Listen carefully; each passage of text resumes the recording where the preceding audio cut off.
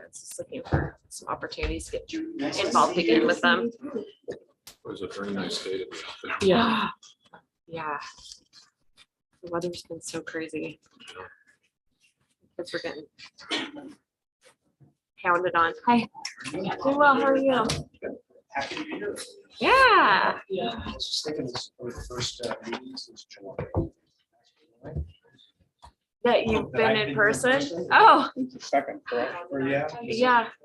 So Good to see faces. yeah, for a change. Yeah. Says on the screen. Right. What's that? All set? Oh, no, thank you. All right. Oh, sure. We'll call this 2022 Spring Planning Work Session to order. I think before we get started, almost everybody knows everybody. Let's just go around the room and introduce ourselves. My name is Ben Shepherd. I'm the Port of Hood River President. Christy Chapman, Vice President. Colby Strike, Commissioner. Anna Cavallari sitting in for Jerry Jakes today, our legal counsel, and my colleague Joy just stepped out, but Joyce Brink has also joined Jake Sharp, and she's going to be working on court matters too. So wanted to, here she comes, introduce you. This is Joy or Joyce Brink. She's going to be working with Jerry and I moving forward. I'm Patty Rosas, I'm taking this. And I'm Genevieve Scholl, I'm the deputy.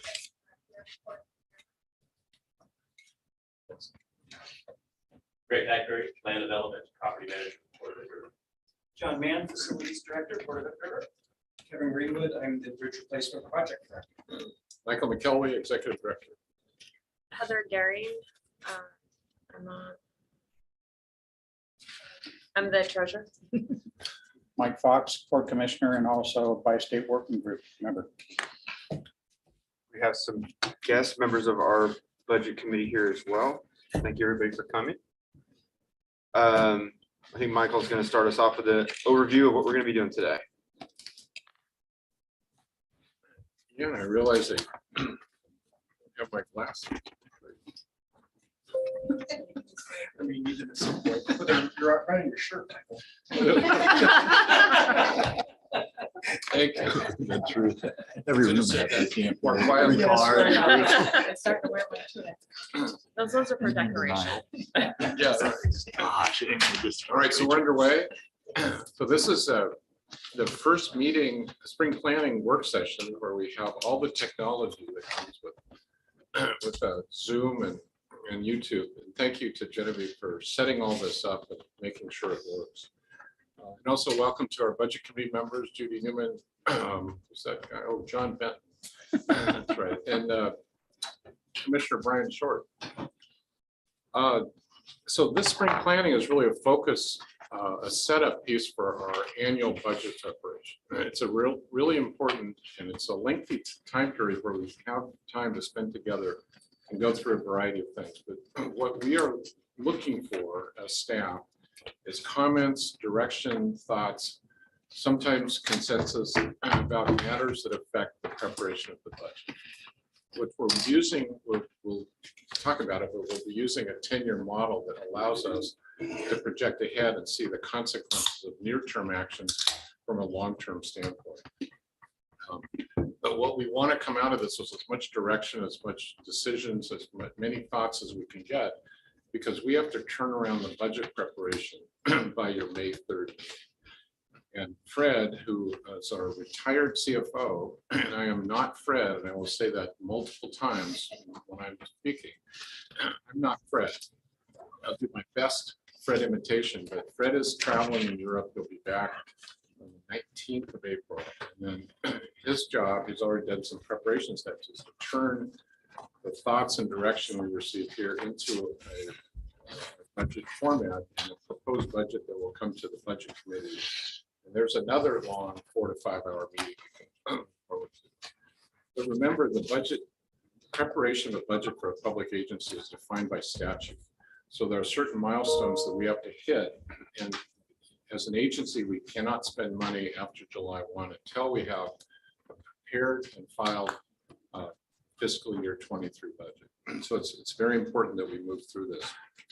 Don't feel like you have to reach a consensus or specific direction on every matter we talk about. It's more about the thought process, the comments, and it's our job to consolidate those as best we can and reflect them back to you as the budget committee. So there's lots to cover today. If we could pull up the agenda real quick. I'm going to do my best imitation of Fred for a financial overview, and then we'll turn to Lorraine Arvid, who's here. And I'm sorry I didn't introduce you, Lori, but Lori will be walking through her assessment of where we stand and what we're looking ahead to in terms of our fiscal sustainability. And that's a setup piece then for the 10-year planning model. And I'm going to walk through that fairly quickly, but I want to focus on specific elements of it where we need comments and direction, and you need to be informed about what assumptions we're making. After a break, then we'll go to specific topics. There's sort of a through line through all this. There may be, we may identify direction or points during the key issues discussion that reflect back on the budget. We're not, so that we're going to be talking about policy matters, general direction matters, specific financial issues. All of those are consolidated at the end. We're taking good notes, and then, like I said, we'll reflect those back to you today. We also have a rough time frame on the right. Our hope is to get through all of these topics by the 5 o'clock hour. And so who's going to be doing that? Is that Genevieve? You'll be the Patty will be Patty, giving a 5-minute timekeeper. warning. So there's an approximation of how much time to spend. You can go longer if you want. We'll go wherever you want to go. But hopefully we can kind of keep to a time schedule and try to get through it. So let me just pause there and ask if there are any questions. Okay. I think we're on time so far. That's good. Next topic, financial overview. You have in your packet our fully approved adopted financial policy. I'm not going to go through those. Therefore, you can see that we have a consolidated body of financial policy that we utilize and our CFO utilizes to make sure that we're following good fiscal management of our affairs. But I did want to focus briefly, it's in your packet as well, on the 3 policies that we always bring up at fall planning and spring planning. And we'll bring it up again at budget committee. Reserves are very important. Again, I'm not going to go through all this, but just say reserves are very important. And we'll talk about this in the 10-year model. We have to maintain sufficient reserves and frankly, money above those reserves, because it will affect our credit rating. It will affect our an underwriter that looks at us if we want to issue debt. And it's important because we need that cushion in case of emergency. Something comes along, we need a big capital hit, we have reserves to go to. And it's important to create and maintain, as we've done for 16 years, this constant vigilance about where we are relative to our reserves, and the threshold for that is 10% of net depreciable asset. So all of our assets, their investment value is, we take 10% of the depreciable assets, which don't include land, by the way. And that's the metric, that's the baseline, the minimum that we want to maintain. And we always want to be above that. So constant vigilance to our reserves, important topic, particularly in this work session that we'll get to later. The debt coverage ratio is, we have a 2.0 coverage that we maintain as a policy. We have fairly minimal debt. We have a loan on the Jensen building, and we have some smaller debt instruments relative to the marina.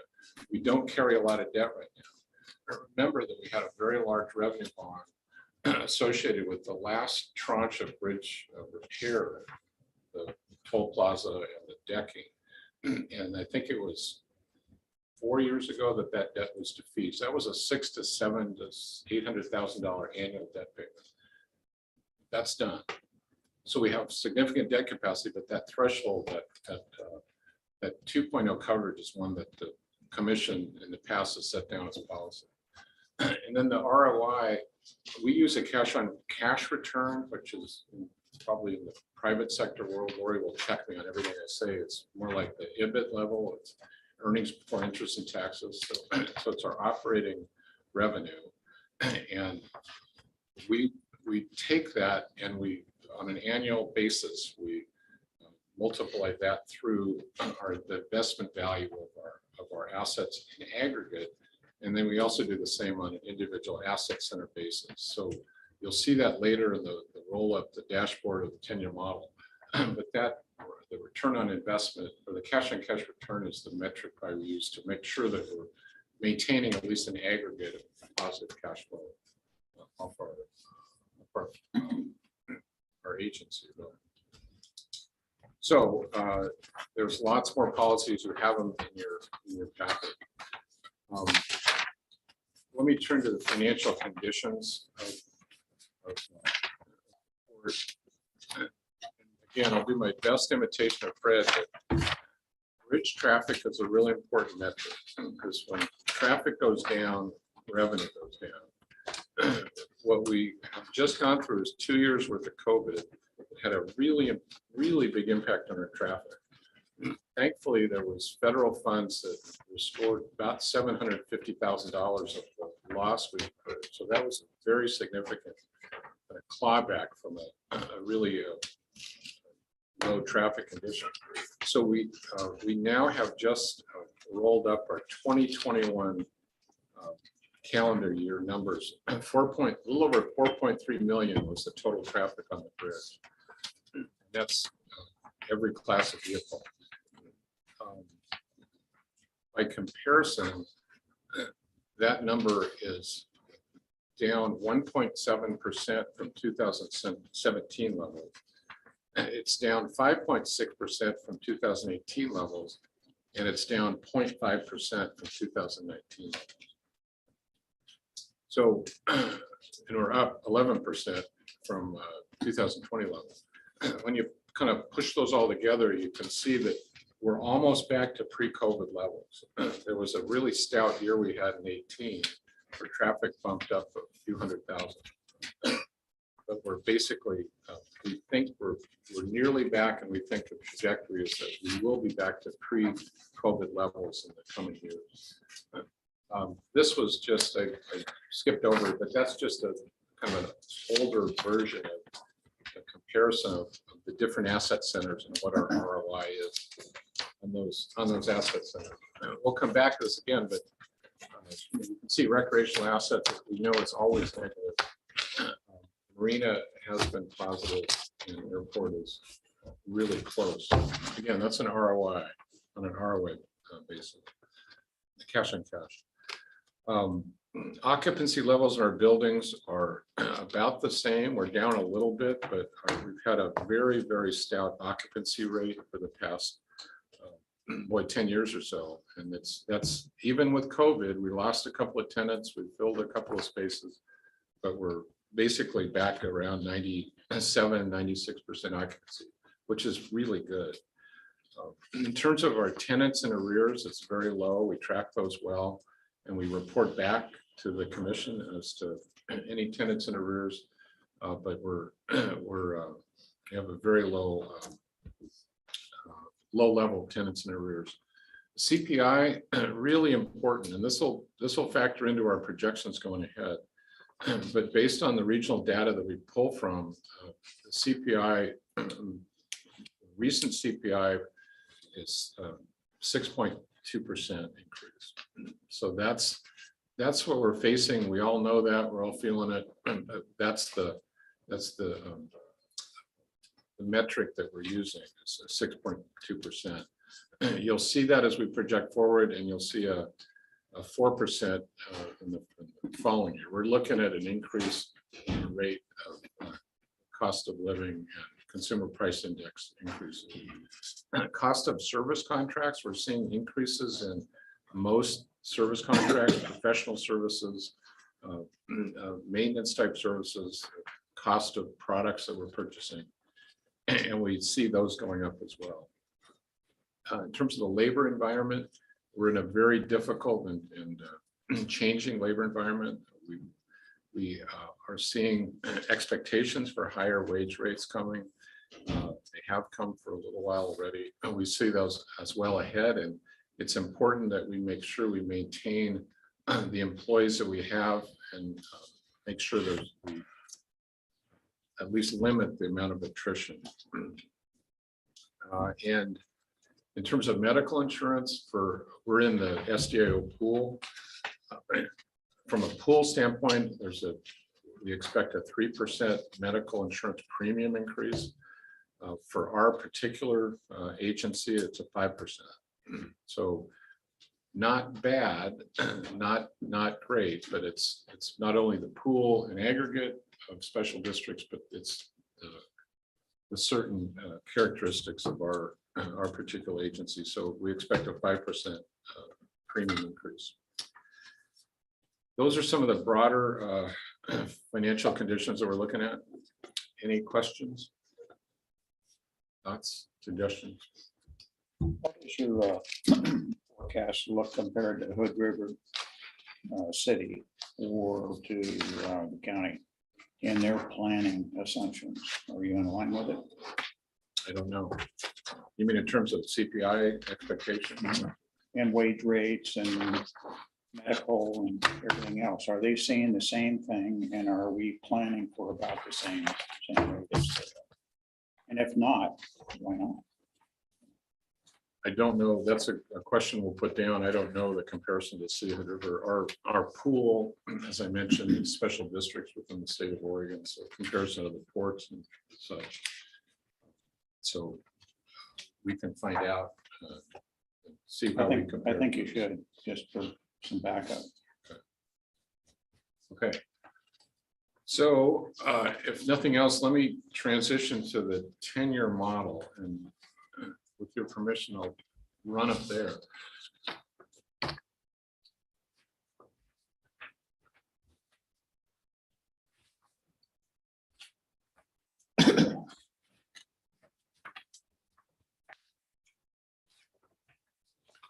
I'm just going to go through this briefly here. I want to make sure you. This 10-year model is 20 interconnected spreadsheets. And we started in about 2007 as a way to provide us sort of a tool for planning that to look at what assumptions we make, inputs there are, allow the commission to provide a tool for the commission to look and see what the impacts are. The model actually evolved into something much more detailed. It's one of the tools that set up these for the 20 interconnected spreadsheets.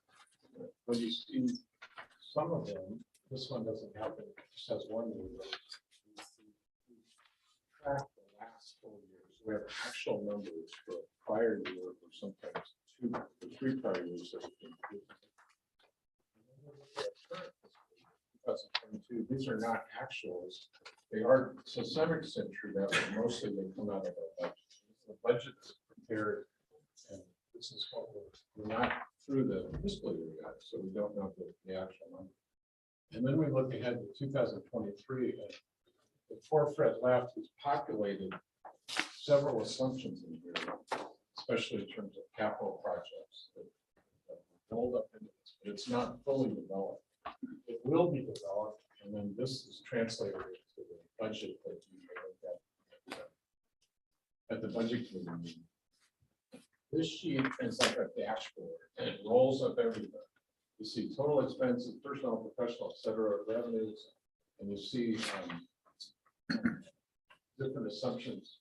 Let me interrupt you for just a minute, because I'm bad at seeing that far away. What slide is that in the package? What 11? page number? Page This 11. isn't Go ahead, somebody. summary one.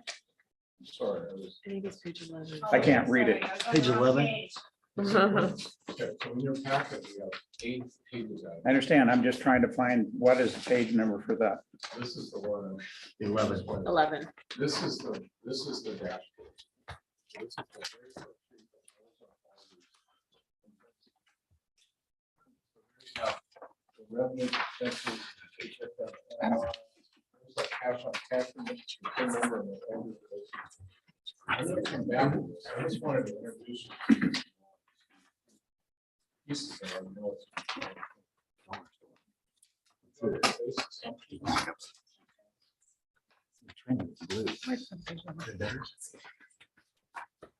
So is this hard to read? Mhm. You can't read it. You can't read it? Anyone else? Can read it? I've got it here. Is that a little better? I have. Go back to the children first.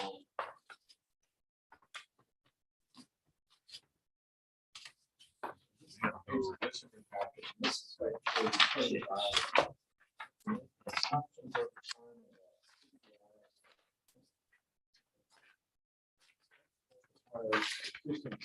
That one's 10, Mike. Or 2. I found that one. I went through that one. It's gonna be a problem if you can't read the screen because those are just some of the pages. Focus on some other pages later. Really drive into certain. So a question for you, when you adjusted the CPI, and I happen to agree that it needs to be adjusted from what we were using last year, have you done any kind of reconciliation of what that interest rate caused us in our 10-year budget? It had to drive the budget up considerably. Do we know what that value was? I'm not sure I understand your question. Looking backwards. No, looking forward. So from 22 on, we have something in here for the next 10 years. Last time we had 9 years, right? So as a reconciliation between this one and the previous one, what's the impact that we see now on inflation by changing our CPI from whatever it was last year? I think it was like 2%, 2.5%, something like that, all the way out. And now I think we're a lot more realistic at 6.3, maybe dropping to 4. I don't know about the rest of it, but that's a list of assumptions that you've got. How much money did that cost us? To my knowledge, Fred does not reconcile it now. But I think that's something that we ought to consider. You know, what happened between the two? You know, some of it was because we added work into it. Some of it is because we changed some very basic fundamental assumptions to our model. I think it behooves us to know what that impacts are. But again, thank you. So again, I'm not going to dwell on these pages for this one. It's an introduction. This is where we can change the dial. You can see the increase in CPI 22.5, 6.34, etc. And then once you get further out there, it's a whole lot harder to predict. So some baseline 2.5% increase. So this is a page where we change the dials a bit. Go to general fund next one. This is an important one we're going to come back to. As you'll see from Mark, general funds every year. And that's because we're an agency that has general expenses. The meeting here today, the packet preparation, the allocated staff, or all the commission meetings and such. It's all rolled up. But then if you go down further, you can see this is where we include professional services, general rental on this bill. So you look at our government affairs of $216,000. Man, this is 22. That's the cost of foreign run summit strategies of Boswell. So those are primarily rich advocacy services that are rolled up in our general fund.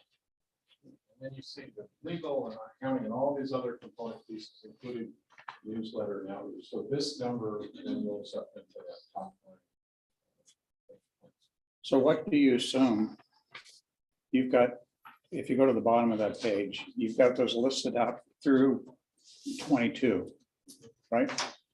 What is your assumption for 23, 4, 5, 6, 7, 8? Are those costs going to continue? We'll hit that with Lori's presentation, but yes, the assumption is that you change the dial on CPI, these are gonna escalate. But you've got them assuming that they're gonna go all the way 10 years. You don't have them stopping someplace. We'll get at that with Lori's presentation, because that's the key point. What assumption do we make about the point at which there's a new bridge? And at that point, arguably it happened earlier, but that's a big chunk of that goes away, and several of these have to be lower. All right, I'm gonna move on and just say, variety of other spreadsheets, right? Capacity utilization, what's the percentage occupancy of order? Sorry. And there's a couple of important spreadsheets out there that we'll look at later. Capital expenses and third-party payments. Third-party payments, the assumption about grants, assumption about loans. And that sort of thing. So I'm going to leave it at that. We'll come back to some of these sheets in a bit. And then let me transition to our next topic. Any other questions about I just have one quick question on the governmental affairs line. Does that also, so that's just our lobbyists, that doesn't take into consideration like Steve Siegel's consulting No, costs and No, all of that? Okay, that's straight up lobbying. okay, thank you. Okay, so how are we doing on time, Patty? Okay.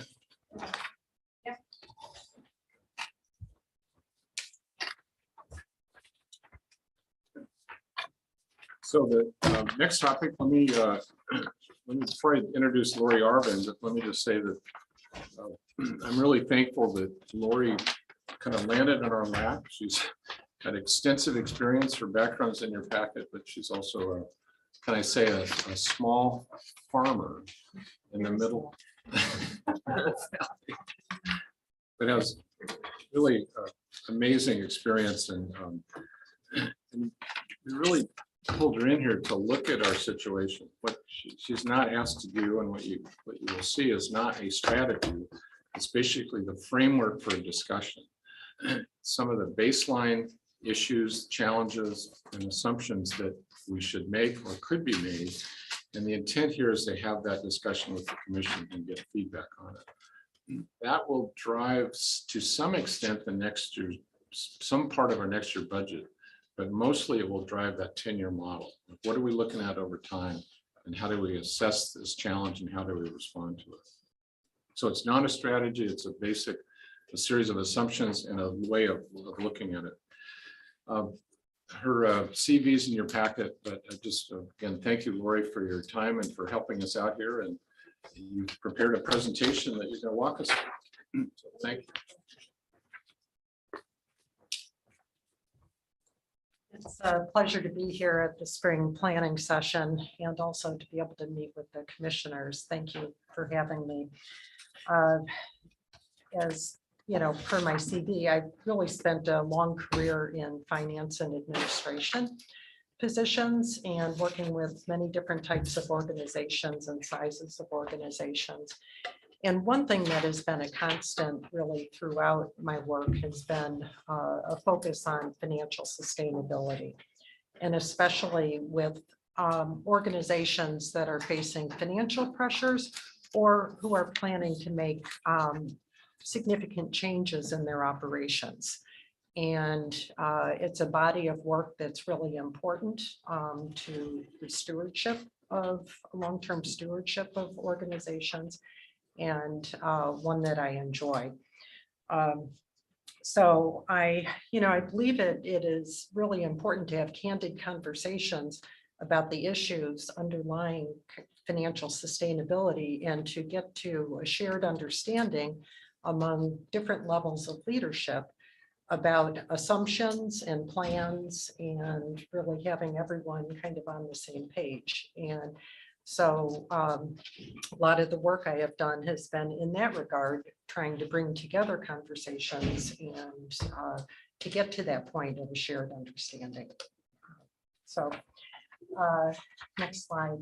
The problem statement, I know you are all very familiar with this recap of the issues. And have taken a number of actions in recent years to increase revenues really outside of the bridge. Further evaluation of the financial gap that will emerge really without the bridge revenues is needed, along with continuing assessment of really the viability of potential actions and also the overall strategy. And I'm not going to read the slides. I'm just going to try to keep within time here and move through this a bit, but please stop me if you have questions. So the approach to the project I performed was really to understand as much as possible about the prior discussions you have had about long-term financial sustainability, and then also about the 10-year model.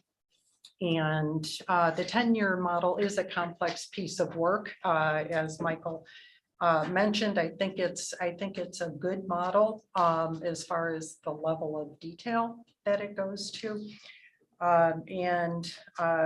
You know, I wish I had more time with Fred to really get into things, but I did get a little bit of time with Fred, and that was very helpful.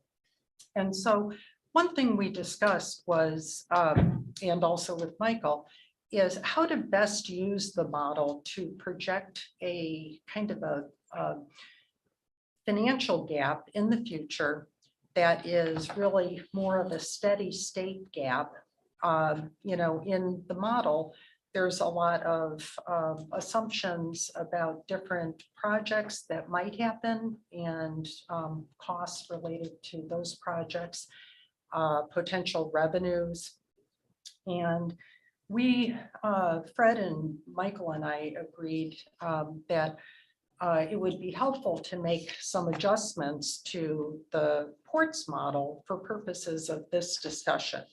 So I don't want to complicate things in that really the work I did made a set of adjustments to assumptions, but really the intent there was to be able to project more steady state, somewhat constrained operations in that really without expansion, to get to you know, what is a likely gap that the port is looking at.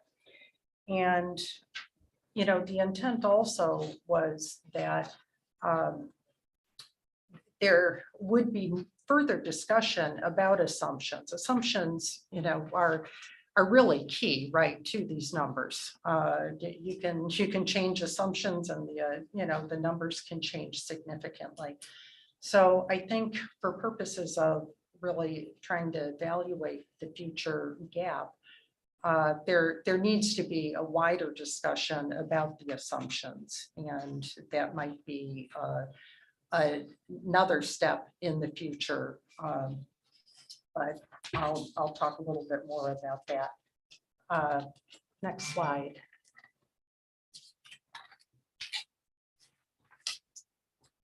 And I'm sorry, I didn't say next slide because it was, yeah, no, I'm now here.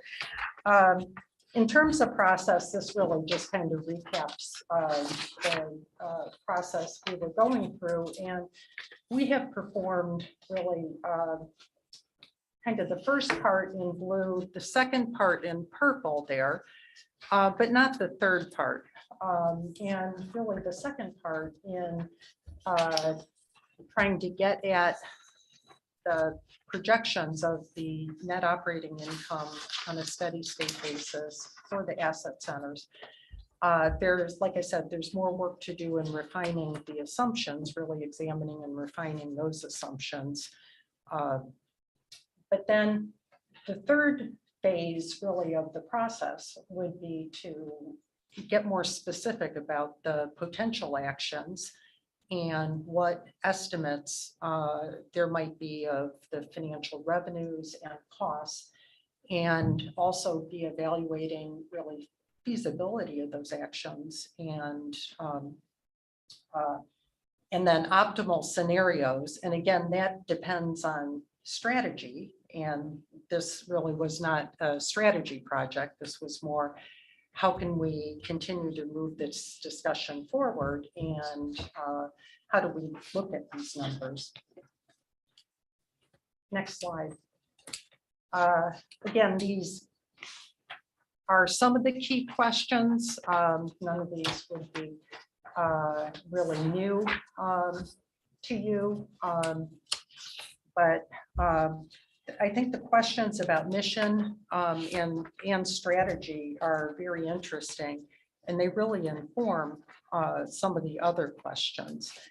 And another key question that we added in was really what tool might be developed and used to track progress once a plan is set and agreed upon, to really track progress, because that's very important. And to be able to look at the numbers, know what happened in the numbers, and know what has changed in terms of assumptions. But that's kind of a key question as to what tool might be used. Next slide. So for purposes of the projections, we assumed the 10-year model goes out through 2031. And so that's the last year. And so we assumed, for purposes of the discussion, that the new bridge would be operational in 2031.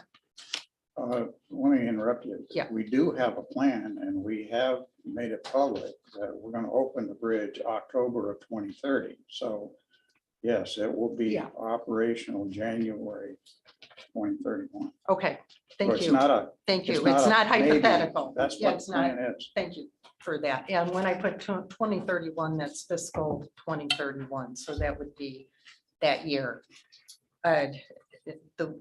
Because it's like the fiscal year ending. Well, that says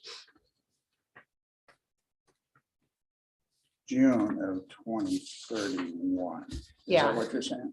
Yeah, I'm saying that when it's labeled 2031, it's really the July 1 of 2030 through Okay. June 30th. But I think as we go forward, and we really, I like where you're going with this thing, but when we really put the model together, I think we need to get more fine tuned than that.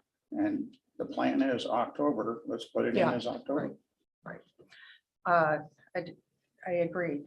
And so that middle section there really talks about the assumptions and how we adjusted certain assumptions in the model to better isolate the asset centers, financial projections, and also modify the capital and certain expense projections. And so on the capital side, capital spending, as you well know, comes in lumps. You know, there's big projects, larger ones that need to be done, smaller ones. And so to take some of that variability out of kind of projections, we ended up using a base level of capital expenditures kind of without major projects and without assuming third-party grant funds, and really more the base that the port is funding through its revenues, and used an average to smooth that out. There were some expense increases in the model that were beyond CPI, added a little bit more than CPI, and took those down to CPI. The indirect personnel, there's some indirect personnel expenses that are allocated. There's a lot of cost allocation in the model to the different asset centers, but there's some general expenses that are allocated to the bridge that then would no longer be able to be funded through the bridge, and took those out more in a lump sum in 2031. And also took out the general lobbying expenses in 2031 that would not be part of the port, but they are in there until. So then. what was your reasoning for taking it out that late? that not like, take it out earlier? again, I think this was to be able to make a set of high level adjustments. And it really requires more discussion to refine those assumptions as to how these, the plans of the different asset centers, how, as you approach the new bridge, how expenses might change. And so it was really just high level assumptions. So No, I get that. Where- agree. Where I was going is that between now and the new bridge. Yeah. The rest of the world here is still developing the rest of the port downtown. We're doing some things with the marina. We're doing things up at Odell. We're doing things at the airport. Mhm. How does that fit into the model? Whereas if we could accelerate and close out, we're done with development of land down at the port area. And let's say we're finished 5 years from now. What does that do to the model? Yeah. Is the model able to reflect that? It that could. maturity? It could, but there would need to be a lot of discussion and really refinement of estimates and numbers and assumptions around all of that. And that is what is really not in the model at this point. Some is, some isn't.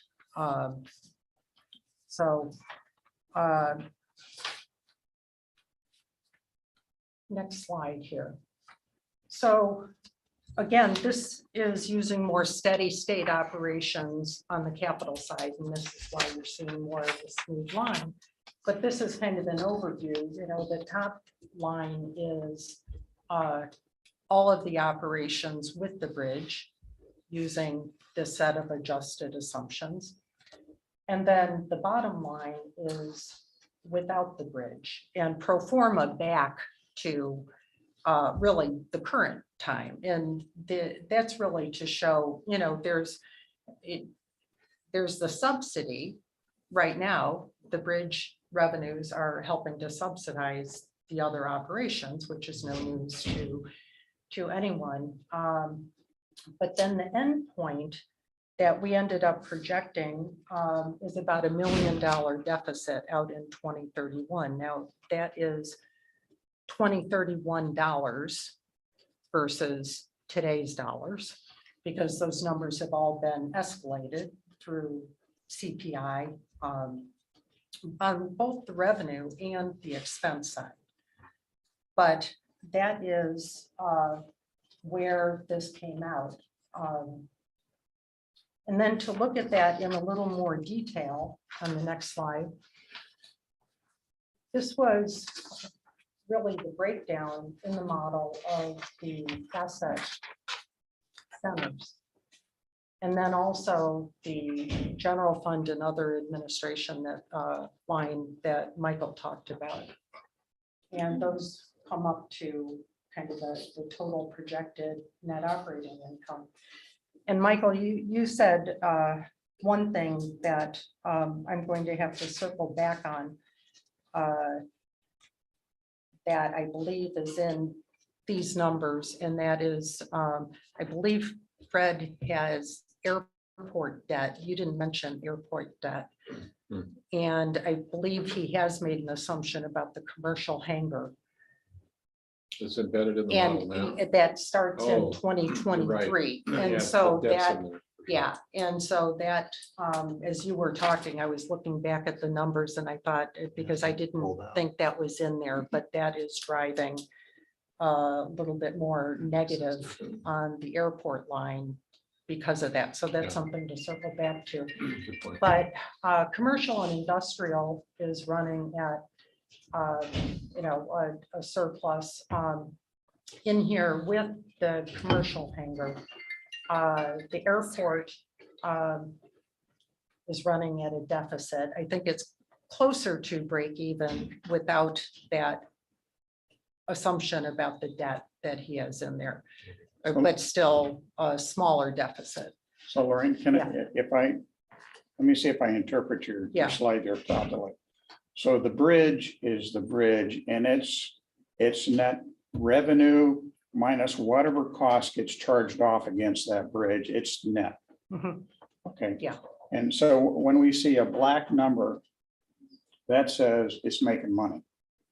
So in the case of commercial and industry, out there in 2029, we're making a $1.08 million after costs that are charged directly to those particular accounts. So it's in the good. What happened in 2030 that it dropped so drastically and it went negative? There is a principal payment, a bullet payment on Jensen. debt. Is it Jensen? Jensen building. Yeah. And so that's a one-time because the debt expenditures are in here kind of as scheduled. And you see it comes on, right? Okay, Yeah, it comes back up. So that's just a one-time. so the balance in the red, the airport and recreation, it's costing us money to have them. The marina goes slightly positive. Right. And the general fund is always negative because they're negative. There's no revenue producing in the Right. general fund. There's just a little bit of property tax revenue, but it's not much. Wish it was more, I'm sure. So when I look at Yeah. 2030 and 2031, when the Yeah. new bridge comes on, this projects that there's no reduction in general fund or other administration. That's, And why is that? Because isn't quite a bit of our staffing and so on, general fund tied to the current bridge? this takes out really all of the staff on the bridge. What it leaves in is there's an allocation of indirect personnel costs that would continue on if they were not somehow reduced. So this does not anticipate any actions to reduce staff. It does take out for the bridge, direct staff, really all of the bridge costs, but you see up in 2031, no bridge, there's still, you would expect that to be maybe a zero, that line is totally taken out. And I've left in there a piece that would then probably come over to general fund, other administration, or need to be allocated to the different asset centers. I think you're gonna address that coming up here as far as potential Yeah. discussion.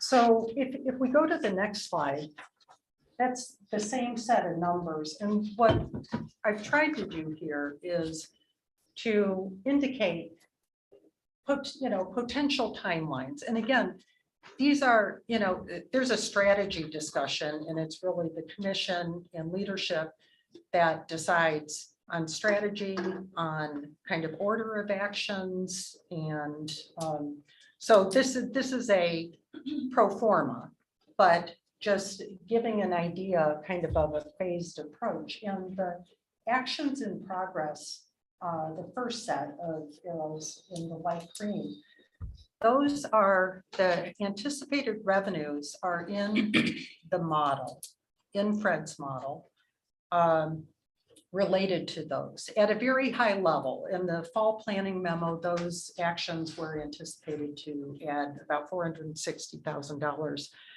of revenue over time. And so that has been laid in to the model. In the blue, actions considering, meaning have been under more active discussion. The lot 900 has not been put into the model as far as any assumption.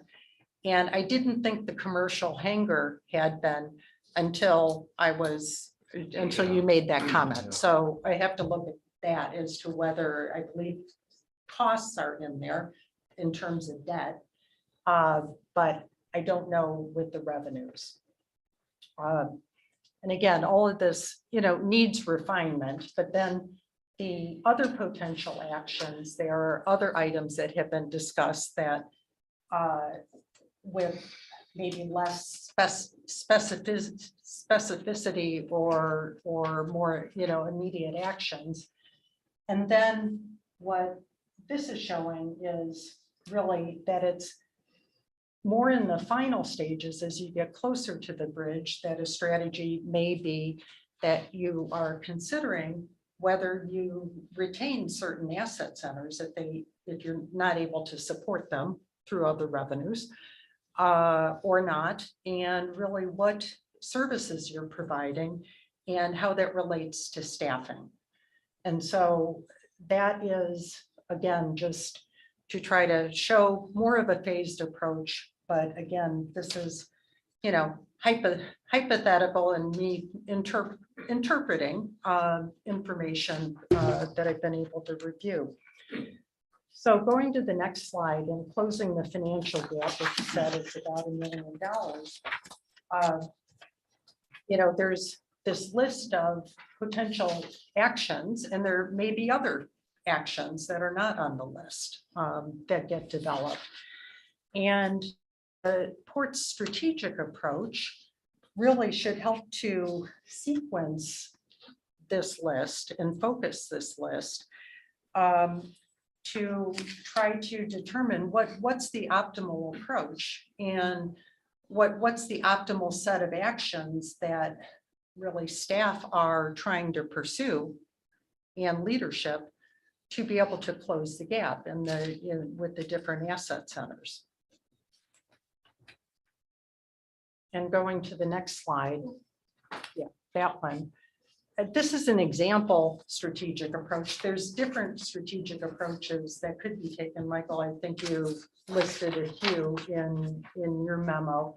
And this might be more of a phased approach that focuses on revenue opportunities first, really before getting to the point of looking at hard questions of whether asset centers can be sustained, whether all the assets centers, and if any need to be divested.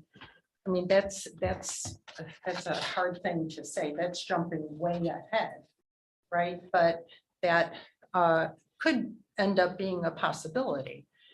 And really, as a more final stage, this approach is suggesting that you would then, after you have really explored the revenue opportunities, made assessments about the asset centers, that then you're making decisions about services and staff, at that point. And again, that is, I know none of this has been decided. I'm just putting this out here as an example of an approach. I think one thing that just, that I think about it is you really need to be able to pursue those different potential actions that would produce revenue. You really need the resources to be able to pursue it and the staffing to be able to pursue it. So I think that's a very real consideration. Next slide. And then, I think these are not the only policy questions that are raised. These were a few that came to mind. Well, what's the optimal order of the actions? And again, that relates to strategy. Should the port use any of its unrestricted reserves in trying to make investments in pursuing opportunities or in potentially revenue producing opportunities? The use of reserves, I think, is a policy question. And then as is the use of debt. And, I wonder how the port's debt capacity has changed given where the port is with the Bi-State Bridge Authority or Commission and the plans that have been set, where the port will not be receiving the revenues, and how much of the port's credit rating and credit, is really revenue based. And what if the port did want to borrow in the future, given these plans, what does that look like? Is the debt capacity there? Is it more of a secured lending? There's lots of different types of lending, asset backed lending, whatever. But I think, as the port is evaluating different opportunities to make investments to produce revenue in the future, debt can be an instrument, but, I think things are a little bit different possibly than, I don't know when is the last time that you really went to the market, for debt. Next slide. So what I'm suggesting is really that that a list of action steps be developed. It may not be this list to help to move these discussions along.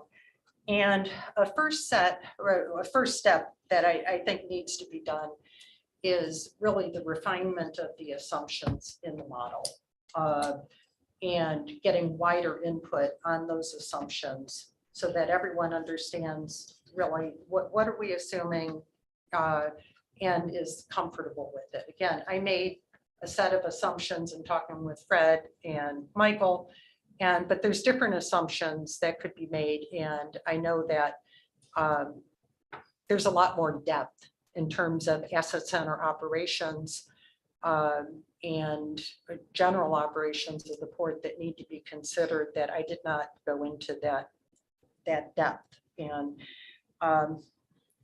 considering the policy questions and really the strategic approach more formally, considering, I think, the strategic approach to be able to sequence actions and kind of at a rate that progress can be made while still, doing the everyday business of the port, which is a lot. And then developing a tool to track progress, is another type of action. And overall, I could see, some type of working document being developed that really is this shared understanding of the issues, of the strategic approach, of what actions are being pursued in different phases or with general timetables. And, that could also then be used to track progress on that and used by leadership to have regular discussions to be able to, you're always going to be updating assumptions because things change. But that's really, as I look at this and with my work with other organizations on not this set of issues, but different issues that are complex and where there's multiple levels of governance and decision making, and how you get to the point of being able to move things along kind of in step where everyone is on the same page. So I'll stop there. And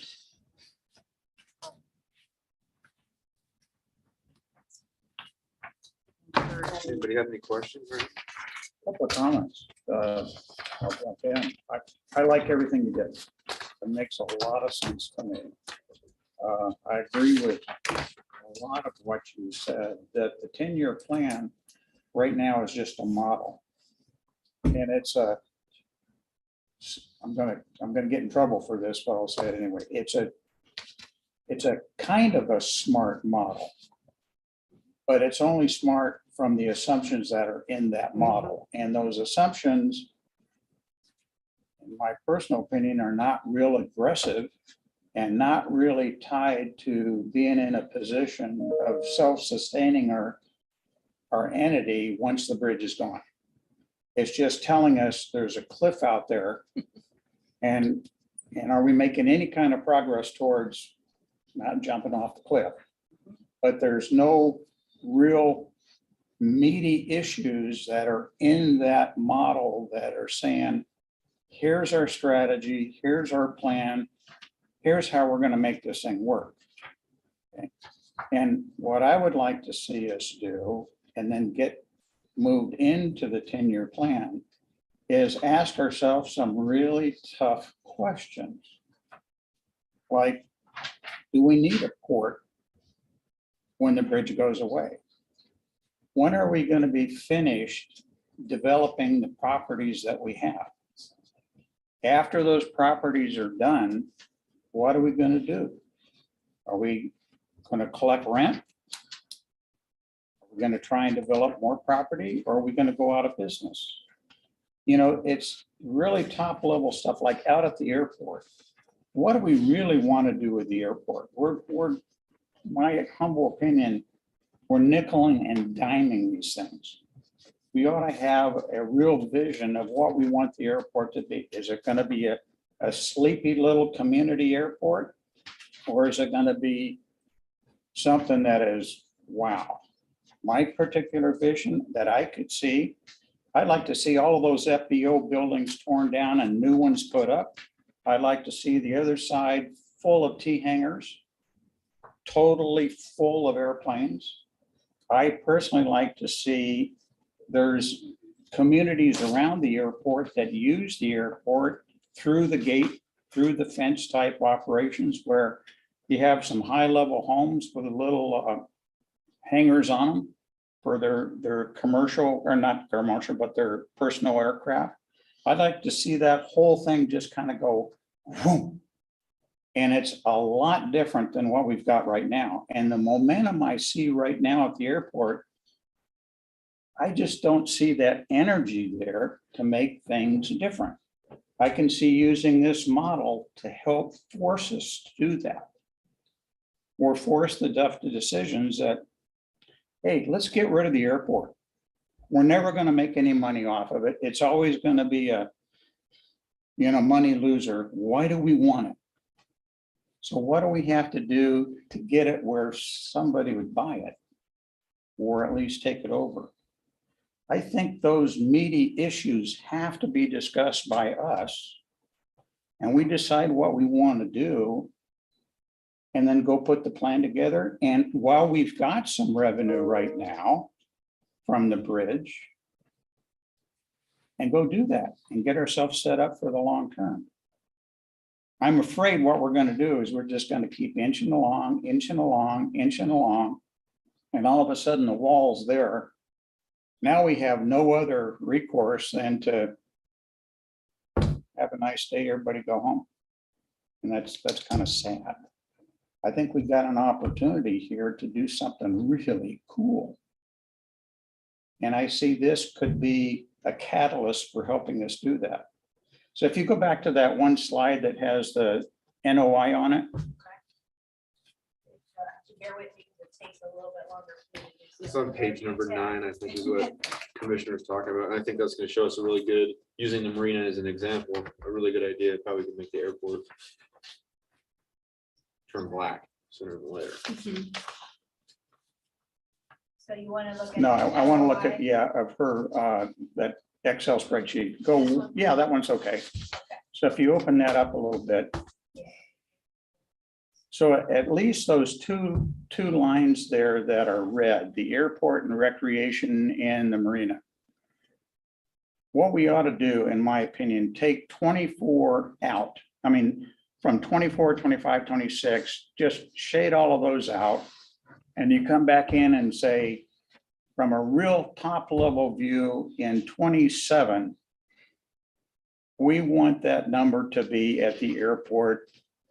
Pick a number, $750,000 positive or $1 million positive in 2027, 2028, something like that.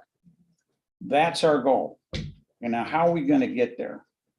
So it's kind of the same way, but you're establishing the vision and then figuring it out. And if you can't make it, adjust the vision.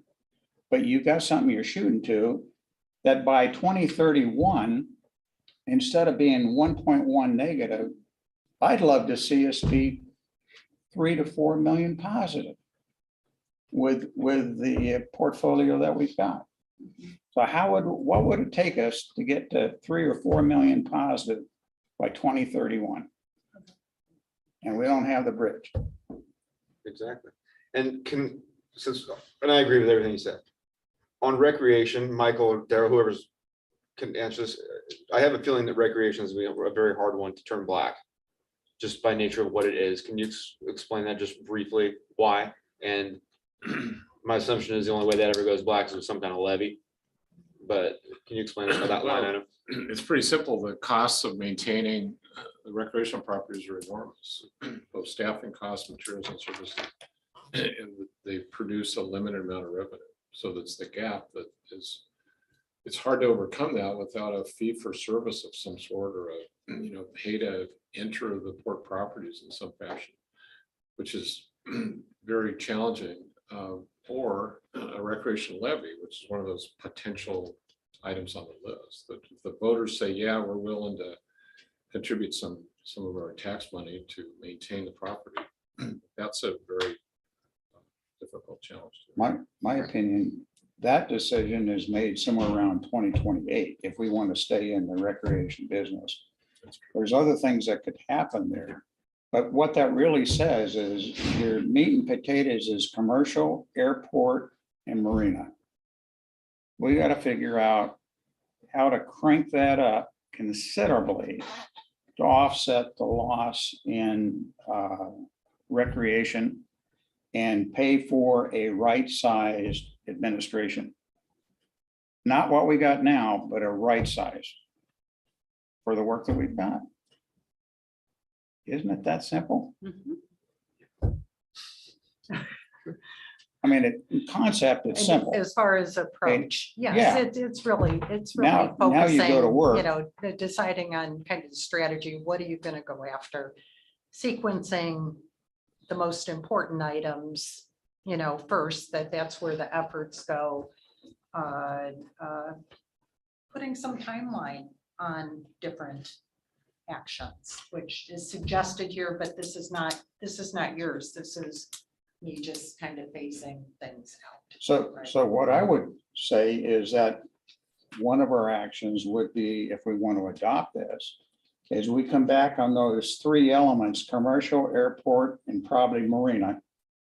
And we say, if we shot for the stars, what would that chart look like in 2027, 5 years out, for those three entities? So can we beat 1.04 million in commercial and industry? I would hope so, because I know of lot 900, there's a big chunk of money sitting right there that should get added in here. But I think we come up with these targets for 2027, and then we keep this thing alive through the 10-year model, that as we find lot 900 and we throw that one behind us and it's done, how did it help us get there? And then what do we have left? So the lots that are up in Odell, we need to lay out a schedule on that, and what's our target rate of return on each of those properties. And I think we got to have a real discussion. Are we going to be in the lease business, or are we going to sell it? And sometime through here, we may have to have that discussion to sell property instead of keep leasing it, because it's never going to get us to where we really need to be as an entity. Or develop it ourselves. Or, yeah. If you can find the money to do it.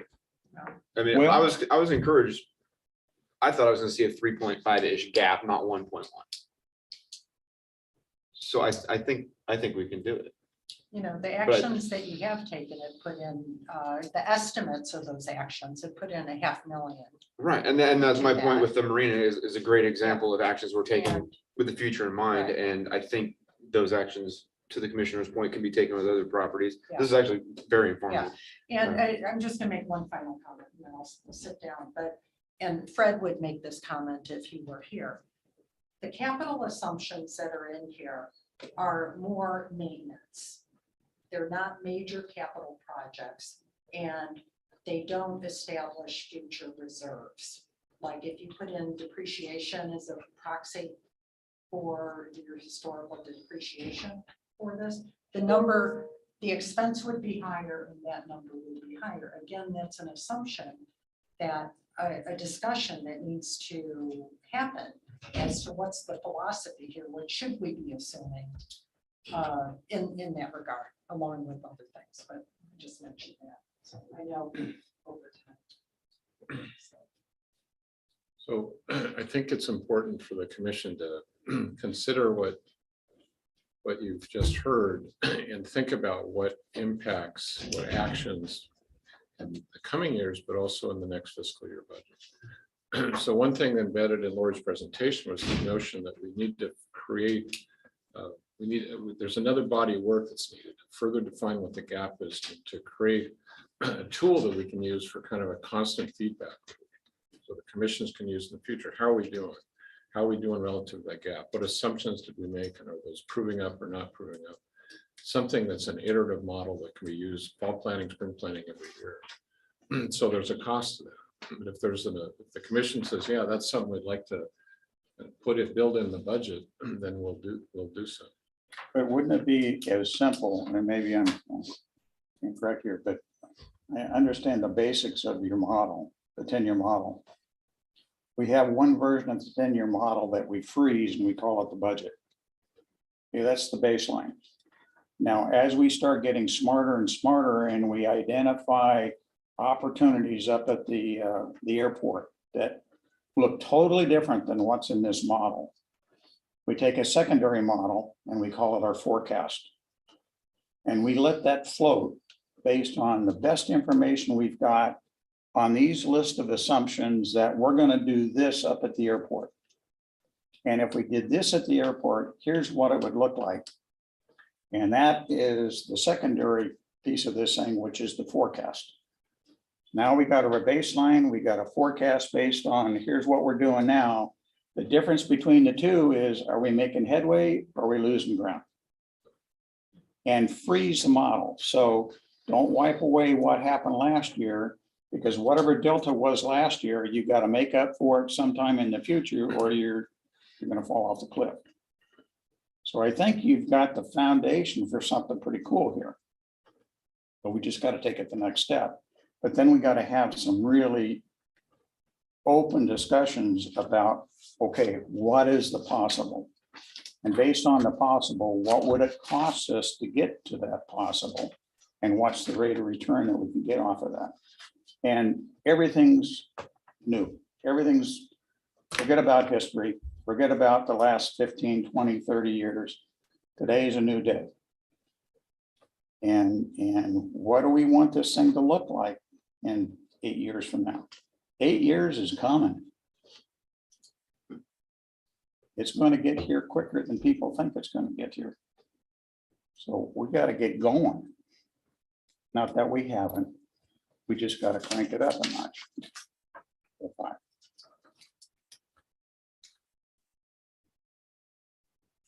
Lori, help me out here. We've talked about this, you've thought about it. I think what the commissioner is saying is that we have a 10-year model. We need to maintain it as it is with continual updating of assumptions, but we need a kind of a parallel model or maybe alternative that can say, all right, let's test out this. Let's look at a different vision. Let's look at a different assumption about the airport. Let's see how that affects the future forecast looking out 8 years and use it as a tool that's constantly brought back to the commission that you can consider and say, what about this? What about that? What impact does it have? What if we sell the airfield, for example? What impact does it have? So it's a tool that we can use constantly to update and to project ahead. And as we know more, there's more certainty to aspects of it. Exactly. We continue to play with different alternatives and use it as essentially a forecast and a strategy tool.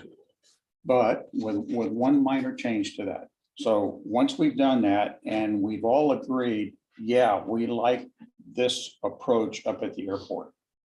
We agree with what I call change control. That then gets moved into this baseline. That's now our new baseline. Right. It's also over here, but the base has been changed by this change. Yeah, that's right. And off we go. Excellent. And there's just a certain component of urgency here as far as bridging that gap within the next 8 years. So, and staff has been doing that. The marina is an example. Lot 900 is an example. We're doing that. Staff's doing that. Now it's time to accelerate it in other areas and not be talking, but I don't want to be talking about this in 8 years. I think we'll be in trouble. And so you're right. We need to make those decisions and get moving on it. So And I think if we're smart, the way we do this, any extra money that we can pull off of the bridge, I'm gonna talk from one point of my position, we can use that to create a reserve to help pay for some of these enhancements we want to get in place to make us money down the road. Okay, we still got the bridge. So there is still a cash cow. But we gotta treat it really carefully and protect it and use it very wisely to help us get ready for the future. Now, the other side of us, from the new bridge, I want to grab some of that money to go build a new bridge. So I'm going to have this little discussion with myself over the next couple of months. Well, I think Just warning you. I wanted to ask about that because, you know, the way that the model is built is from the knowns, right? Those business areas that we have and control and we can track. So how would you, going forward in that forecast model, you know, the one that we can play with, say, as we start to get deeper into the mitigation of the recreational properties that are impacted by construction, like how would you plug that into that forecast? Because that order of magnitude and just the immediacy of that change in the financial picture. Give me an example. So let's say when we're talking about the laydown areas, and then there's a certain mitigation agreement between the port and the Bi-State Bridge Authority for how to mitigate the impacts to those parks. Mhm. How would you, in the model, in the forecast version of the Mhm. model, Mhm. how would you then, I mean, is that a whole new category Mhm. of It's a new topic. conditions, right? It's a new topic. And that has its timeline up to 2030 or beyond, right? Where the ripple effect of the bridge will go through everything, right? But we have on the converse side of that, we have capital projects of scale of the, you know, the size of the wire ropes, right? So we, you know, those sorts of really short-term, high dollar ups and downs over the next 8 years, you know, would you handle those differently than the development decisions, a commercial hangar, you know, rate No. increases? that you- No, are they all the same? it's another line item in your model as those things are identified and you Not real react to them. smooth though, because they Sure. can be really, really big jerks in the, you know. in Could. the- But there could be some really cool opportunities here too. So let's talk about the laydown area. Okay, and let's say that we figure out how to move the ramp around so you can get access someplace else. And the bridge pays for that. And the bridge is gonna come in here and use this as laydown area. Now, when they're done with the laydown area, we have to restore it. Okay, how do you want it restored? Do you want it restored in a parking lot? Do you want it restored as land with utilities underneath it, where one of us has a vision of a really nice restaurant right here, another one there, another one down there around the harbor, some other stuff, you know. The new bridge can pay for getting that land prepped for that. Yeah, so it's like, how does that interact in that forecast? Absolutely. It's wide open right now. We can do whatever we want to do within reason. Until somebody tells us we can't do it. And we go argue with them. I think the beginning of that is coming to the realization that we're gonna have to change a lot of our basic policies that we talked about at the beginning. None of that development can happen with the current policies and the current cost of construction out there. So it's gonna take a very serious commitment by the port to put money out there for those things to happen. But I That's think my we have to have sense. the picture of if we make the investment, where is it positioning us for 8 years from now? I think if we operate under, we just need to continue with what we're doing, and we need to operate, I think, will a commission in 2028 believe that there should be a board? Let's assume yes. I'll also assume that a future commission will offer and want to offer recreational opportunities and support that in this community. So there's always going to be a little red line item there. But what I'd love to see, what are we going to do at the airport over the next 8 years, not in high level discussions, but let's see what it looks like. Take these numbers, take where we need to get to, take the gap. What would we need to do? What does it look like, not only in this matrix that we're talking about, but what does it look like if the port pays for all that development? What does it look like? What does it look like if the port attracts partners? What does it, where do we need to be? What does it look like? How much does a T hangar cost to build? Can we do it? Should we just lease it and let somebody do it? I'd like to see all of that. Do we need to get the port to a $3 million black number? Do we need to put in 3 buildings up there or 12? I don't know. I'd like to see what that looks like, so we can make that decision sooner than later. I agree with you. So one option here is, if you go back to that slide again, Okay. maybe we here can make the initial decision that, okay, out there in 2031 for commercial and industry, instead of 1.3, what do we want that number to be? And it's aspirational. And we're setting a vision here. And let's say we want that to be $2.5 million. So somebody write $2.5 million down on that one. That's commercial. That's. Yeah, commercial. That's supply and demand. At the airport, Mhm. let's say that We we have want that airport to be $1.5 million.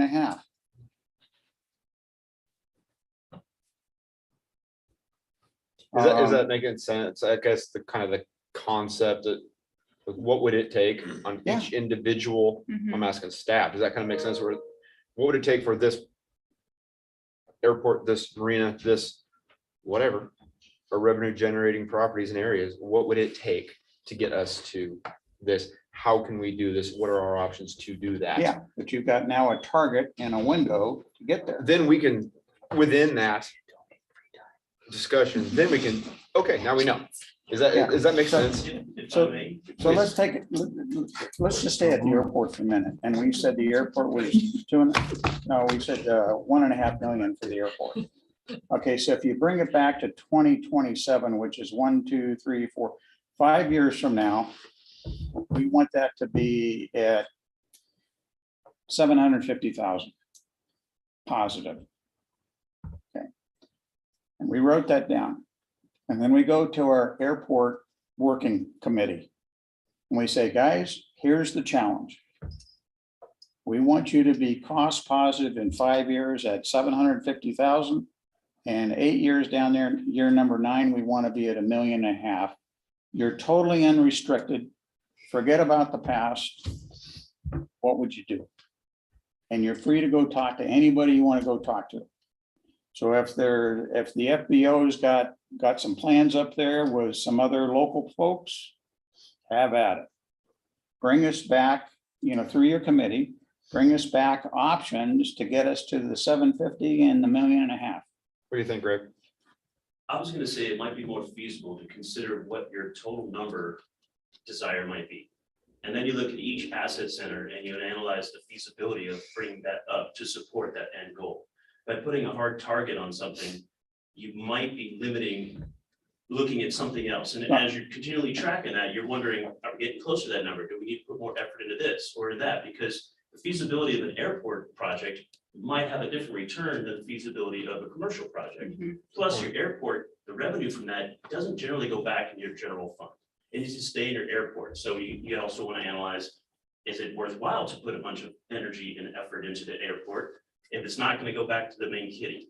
So it might be good to look at that 1.10 and say, where do we want to be at that point? Then that back channels your strategic plan Yeah, to I fill get in it. all those little You gaps had and a how can we turn question these or dials comment. up? Did you have your hand up? You point at me. Yeah. No, I've just been listening to this airport conversation and Yeah. you're all talking around something that's actually real doable and you just don't know it. Interestingly enough, and then I've been listening to it, it's kind of fun. See, I think if we really get into it, Greg, we said $1.5 million for the airport. I think how you do it I think you can decide that. I mean, that's not for us, but to get to that idea of what we're looking for.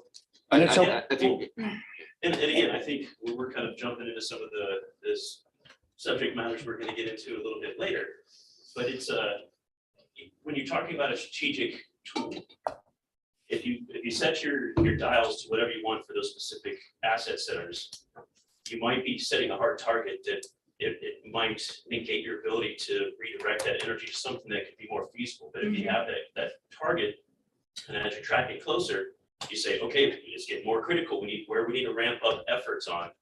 It might be easier to build a commercial hangar. It might be easier to build something on a commercial lot, but it at least gives you the flexibility to say, what's my most strategic move here to get You've to got the that flexibility. end goal. The issue here is we're trying to establish a vision, okay? I think you would And have, nobody here is gonna get mad if you underrun one but overrun the other one. Nobody's gonna get upset about that. I think you had a little more to say. Did you have more to add on your comment? Well, I don't want to get into a long discussion, which I'm notorious for. So. I think we're gonna talk airport specific in a little bit too. I mean, if that'd be If better. you're I gonna don't get to know. airport specific sometime later on this afternoon, We are. maybe that's a better time. Okay. Are you gonna, is that okay with you? That's fair. Okay. Yeah, sure. Okay. I don't know where I'm supposed to be, so. Well, so for purposes of preparation of the next year budget, we should allocate some funds for this effort. How much, but we'll figure that out and bring some back. Is that okay with Yes. commissioners? High priority, focus some money and attention on it, build it into the budget for fiscal 23. And I would focus on your two real key areas that you can make any money off of, really. And that's gonna be the airport and industry commercial. I wouldn't waste a lot of time looking at the marina or recreational, at least at this step. How are we doing on time, Patty? Can't you mention the reasons? A little behind on the bridge. Exactly. I might need a short break. Why don't we take a 5-minute break and then we will come back and move on.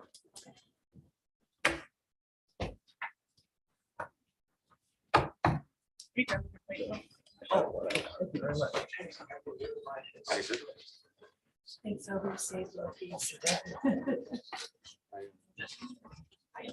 Do you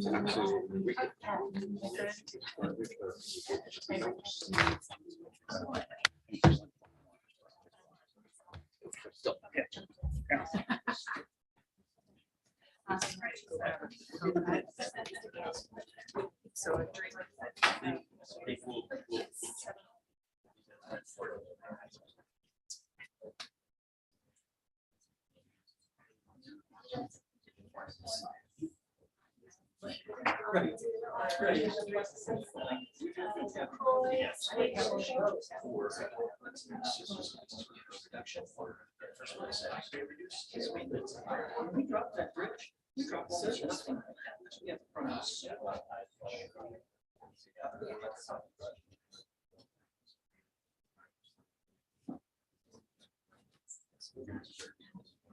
Thank you.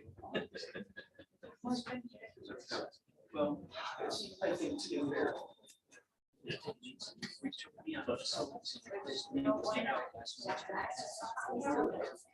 Somehow I'm seeing this like, and it was.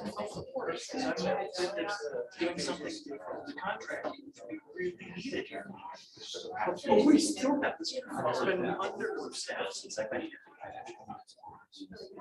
Yes. Yeah. Well. I agree. And I think there's been some of that.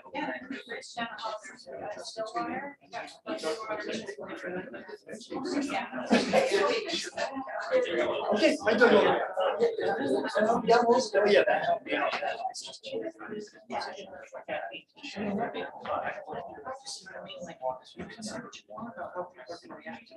what's happening in the middle. They're being crowded up because they're raised. Bottom up. And all of a sudden, people are just starting.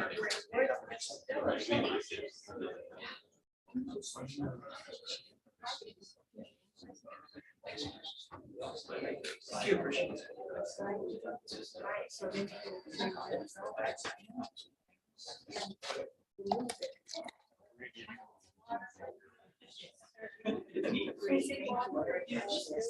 Appreciate it. What service? I'll let Jerry know we did well. Yeah, you did well.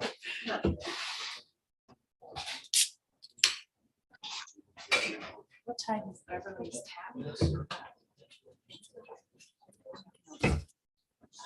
is fire.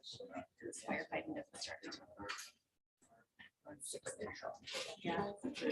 Is it up at the corner? There's no broker chain on there. I always think of. Greg's gonna get a fire stick. That's good.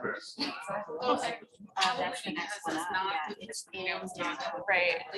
kind of- Yeah. Kind of in that street. Yeah. It's kind of back I behind. was just upstream area, lot 900 projected. So glad. Income by 31% in there either. 200. But yeah. it's not- It was more than that by 31. Was it? Yeah, you're right. It's not- I still think it's hilarious how. That was at least a million. I know. It never gets back. Okay, Okay. So you can help me find somebody to help us with that. right, right. Yeah. Yeah.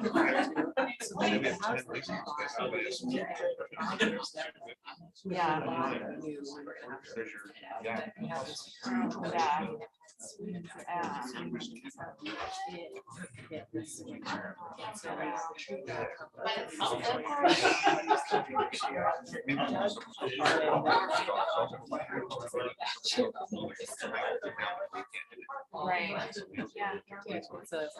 Or, yeah. Public, private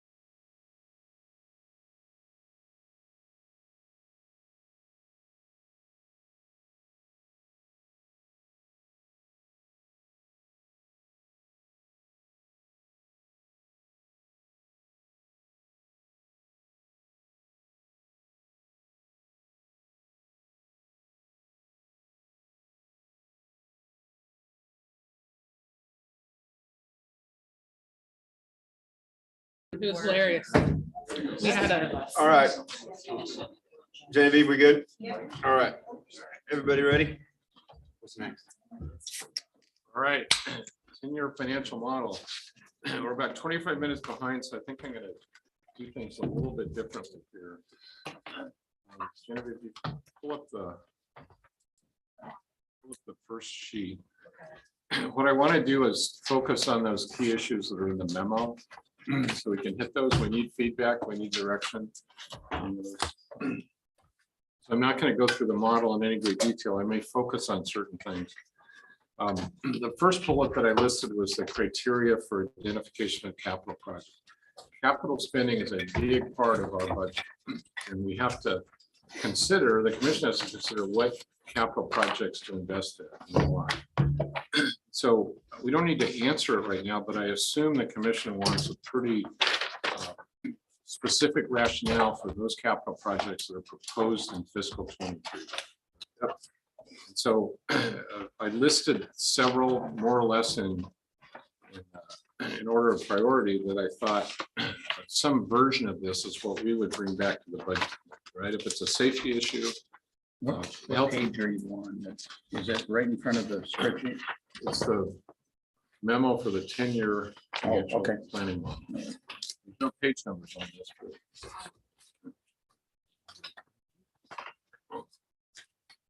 So safety, asset longevity, efficiency, revenue enhancement, livability, those are a version of what the priority or criteria would be that you'd apply to any capital decision. Does that generally make sense? So when we come back at the budget committee meeting, you will ask us why that, and we'll have an answer. But it will mean that we won't likely be proposing projects that are more on the livability or the beautification side of things, just because we need to start I believe you need to start establishing priorities for the capital spending. I think the one that's not in there is conformance to priorities. What I mean by that is this capital improvement leading us where we want to be? Is it getting to those new targets? Or is it just a capital improvement? If it's just a capital improvement, I would say, why are we doing it? Mhm. If it's leading towards that goal, yeah. So as an example, if we have a big capital improvement at the marina right now, I would question, why are we doing it unless it's for safety? Or if we're maintaining something that we've already got down there, okay. But if it's revenue enhancement, unless it's making us a bunch of money, which we don't see is going to happen, why are we investing in? So that little tie in there, how does it fit in with prioritization? I think needs to be in here. Would that be different than revenue enhancement? Yes. Okay. All right, we got that down. Organization participation payments. Genevieve, if you go to the general fund. Welcome Larry Brown, Budget Committee member.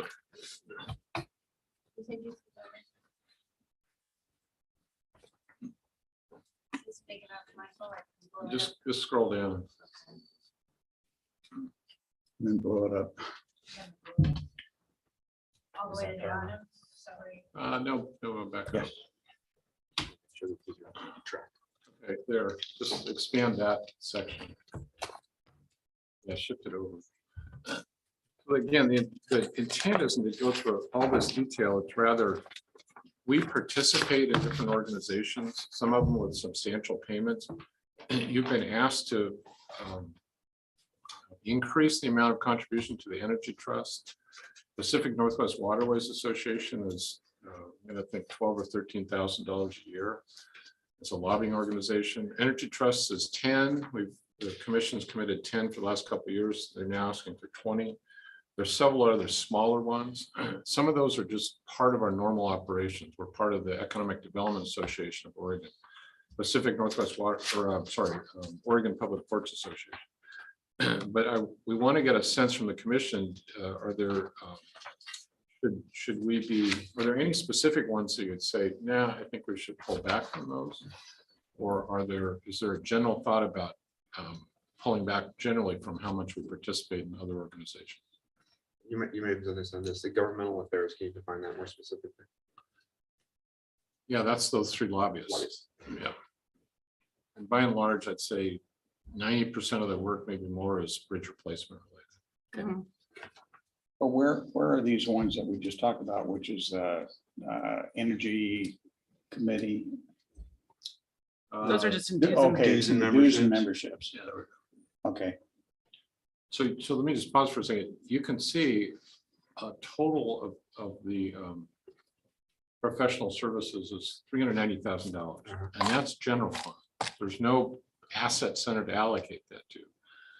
So you don't have to worry too much about that. It's mostly the sense of this is a large amount of money. There's no resource for that, revenue for that, other than the bridge. And other than, I guess we get about $75,000 in a property tax, pretty de minimis amount. So in terms of dues and memberships, do you have any thoughts or direction in terms of? Well, one of the things that I was looking at in reviewing the financial administrative policies, and these are numbered, and it's on page 4. And it discusses port issued grants or loans. And there's a specific line item in here that says the port will avoid issuing grants or loans to assist agencies in meeting ongoing service delivery needs. So either we need to change our policy, or I do think we're kind of going against our own policy in participating in such as like the Energy Council, because they specifically are asking for funds for staffing, and that's an ongoing service delivery.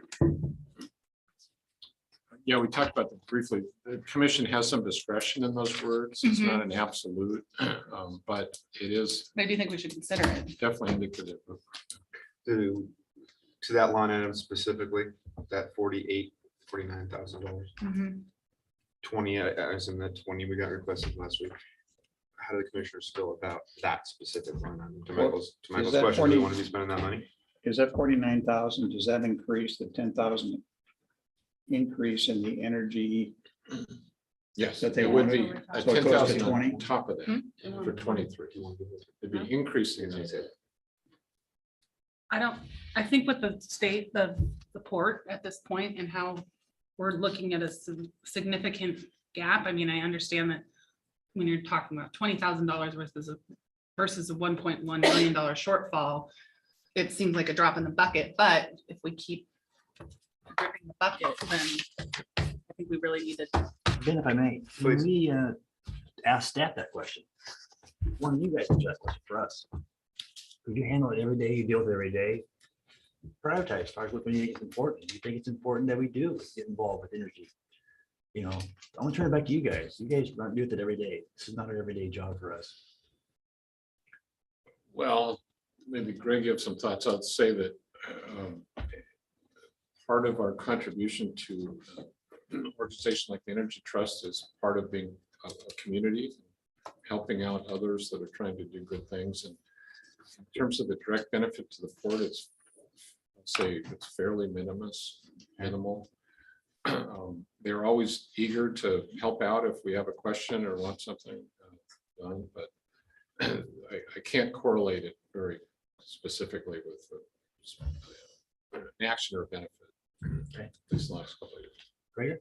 I would echo that as well. It's more of does it conform with the mission of the port in general and the benevolence and the ethos of stewardship?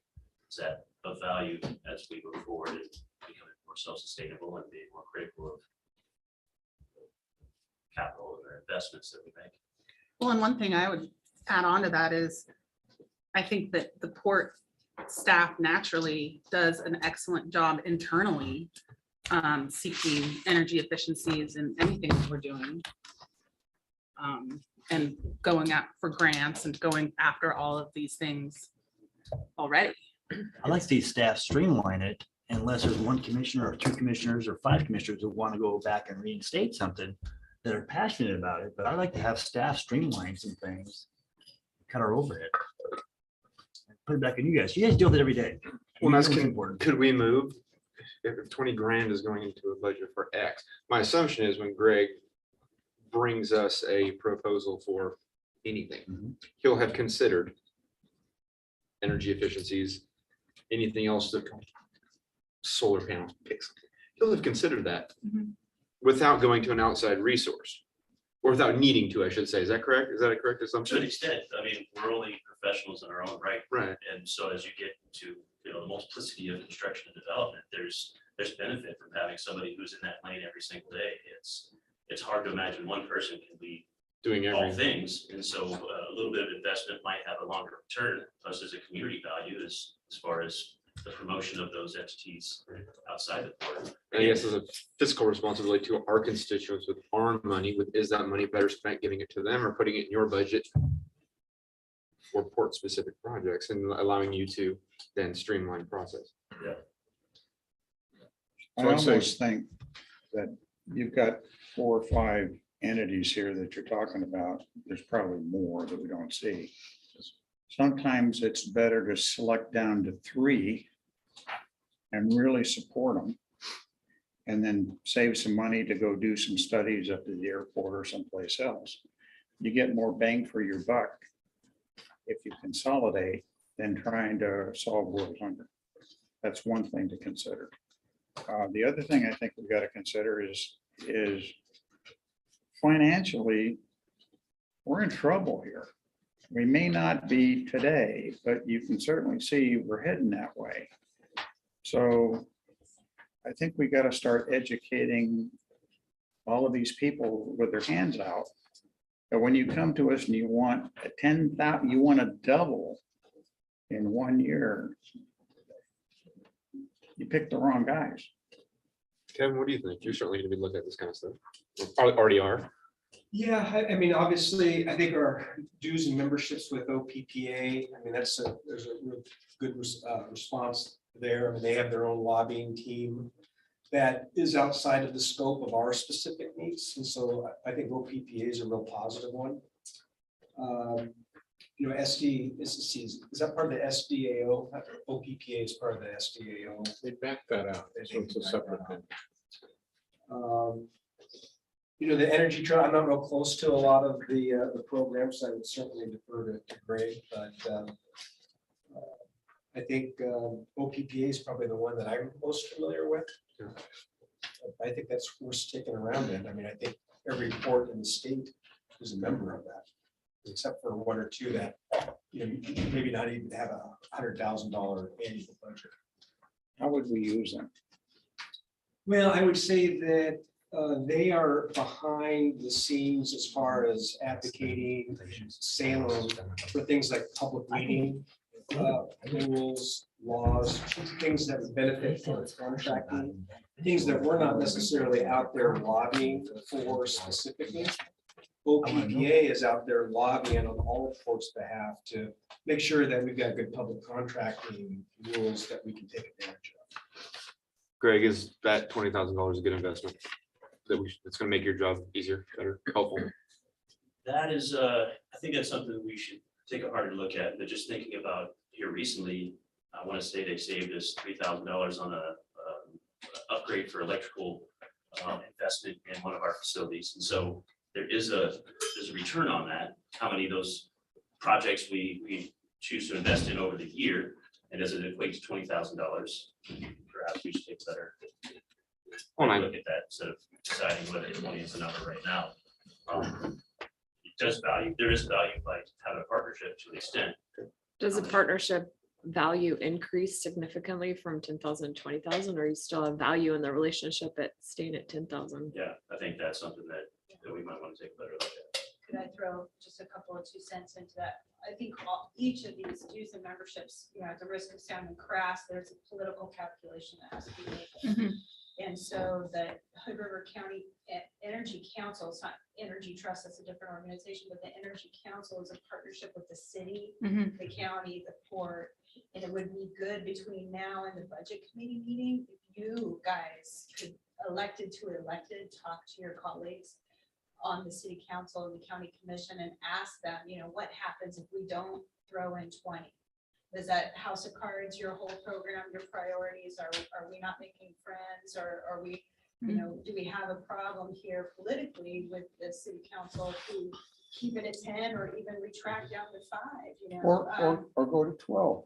Yeah, exactly. Like maybe you guys could talk elected to elected and say, listen, we've got a concern about doubling the money for the Energy Council. What would that do to you? And I think it's McKed is also a partner. Those are all really important. I think that's what Commissioner Strike's looking for is. Who's our point of contact for those entities? Do you know? Yeah. It's Kate from the city, Les Kate. from the county. County, okay. Okay. And then I don't know who the Cascade Locks rep is. It might be. We don't know, maybe all of them are waiting for the first person to make a hard decision. Uh-huh. And they might, you know, they might all be in the The, same boat. the impression I got sitting through that now, she's taken over. I think it's ridiculous for them to double their budget in 1 year. That's ridiculous. Okay. Inflation's running 6-7%. If we gave them a 20% increase, they ought to be really happy in today's world. And it shows that we're supporting them. And just for the historical, your point, the financial policy is right on target. When we first Mhm. gave the first 10,000, that was a startup to, you know, Marla was a rare volunteer working for the city to formulate this entity. And now you're right, it has moved into a maintenance mode rather than a startup mode. So I think what we're trying to get at is we need to know, I look at $20,000 and see $20,000, what's the benefit? What we're looking for is that answer from you, that you know that we don't. Answers like you both gave, that's what we need to hear. Because if there is a benefit to staff or jobs, the poor that we're not aware of, that's what we need to know. And I'm not trying to paraphrase Commissioner Strike's question, but I think that's what we're trying to get at. I think also too, we gotta have a different mindset in this room. Our cash cow's going away. Yeah. Yep. And we've got to change our mindset, Mhm. you know, you know what, we gotta learn how to say no, Mike. No, we gotta learn how to do it. We gotta take care of ourselves. We're not gonna be here. So we've got to watch the clock. So we've got the message. Uh-huh. We've got to be careful about what we're spending. We got to justify it. And we have to come back with that justification of budget committee. And Genevieve, but I will reach out to those 3 entities. Mhm. You wouldn't want to hurt ourselves. Right. Anything else, like walking away from something. The unintended consequences. I'm going to be surprised if they're not providing the same recommendation from their budgets. Okay, staffing. Total personnel is going up a bit. There is no specific. One of the key questions that we ask and we need to build or not into the budget is COLA. Mhm. So we are on a 7-step system here for most positions. If with solid performance, people are graduated up 5% steps. Typically, the commission has authorized a cost of living adjustment that's consistent with inflation. Inflation's up. We want some feedback on whether we should be building that in. And you're not making a decision tonight or right now, but you'll be faced with that when you get to the budget committee. So it's important in this environment, I think, to make sure our employees are taken care of. We also have, as Commissioner Strike said, we're in a different world. So what's the feedback on COLA? I'd like to see it. I mean, Honestly. and again, I mean, I think that this is the year that we really need to scrutinize our budget because, you know, we need to keep our own team happy. And so again, that's another reason to really scrutinize the things that we're spending outside of ourselves. We don't want to lose any key employees. Lorraine, you want to speak on that first? You want to touch on that a little bit with your input in regard to personnel? Is that right? Please. I think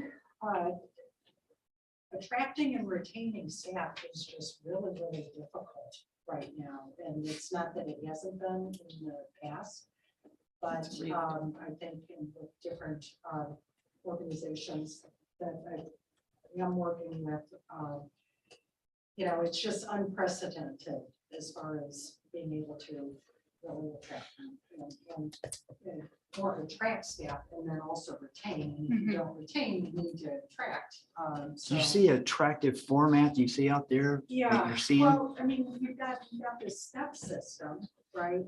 But then you've got the staff that have reached the top of the steps, and the steps correspond with progressing in your career, and then you reach the top, right? And then you're really getting a cost of living adjustment. And so philosophically, the step increase is for kind of more promotions and expansion of duties and progressing in your career. Cost of living is something else. And for longtime employees, the step system, rather than jumping in between jobs and organizations, that's another way people do it when they're not step systems. You know, they stay and they progress. So I think philosophically, you need to separate those two. And then think about the cost of living adjustment. I mean, as I understand it, the practice has been to have that to certain inflation factor that's backwards looking. Okay, and I believe it's now that it used to be Portland, now it's Yeah. Northwest, or Changed. whatever, as of whatever in Fred told me, at 6.7% or 6.2. 6.2. 6.2. So that, I mean, that's just so high, right, compared to where we've been, but that's what's occurred in the prior period. So it's kind of another philosophical thing that, you know, you're paying it forward that people have incurred. the But costs. it is, like you said, it's backward looking and it's Yeah. just keeping our employees equal with inflation. So it's the same value of the dollar. I find this one to be very simple. Every commissioner, this one's simple. If cost of living goes up 5% and we increase 4%, we just took money away from employees. We've never asked more of employees. We've never, had more going on. I can't imagine budgeting for something below cost of living. Plus whatever else we do. Was that the general thought of the commission? Have we done a recent salary evaluation with peers out in the industry? And where does our salary stand against the peers? I was just gonna ask. Are the we same thing. higher? Are we lower, including the ads, the other benefits? When you look at it, the composite, are we better, equal to, or worse than the peer group? The That's last time we question did it, number one. So assuming that you're in the market, maybe even a little bit above the market, which is what I've heard in the community, that doesn't mean anything. And instead of having a cost of living, I've never liked a cost of living increase, never got one in 45 years. What we did, it was pay for performance. So instead of having these steps, we would broaden the step and allow you more flexibility to give a larger increase, assuming that the employee is really putting out the effort.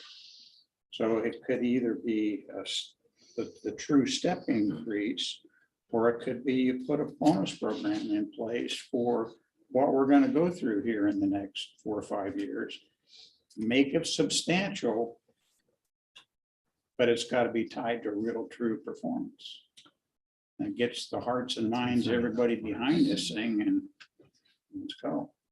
So you may have an opportunity here to do something a little bit different, but really set you up for a lot of success in the next 8 years.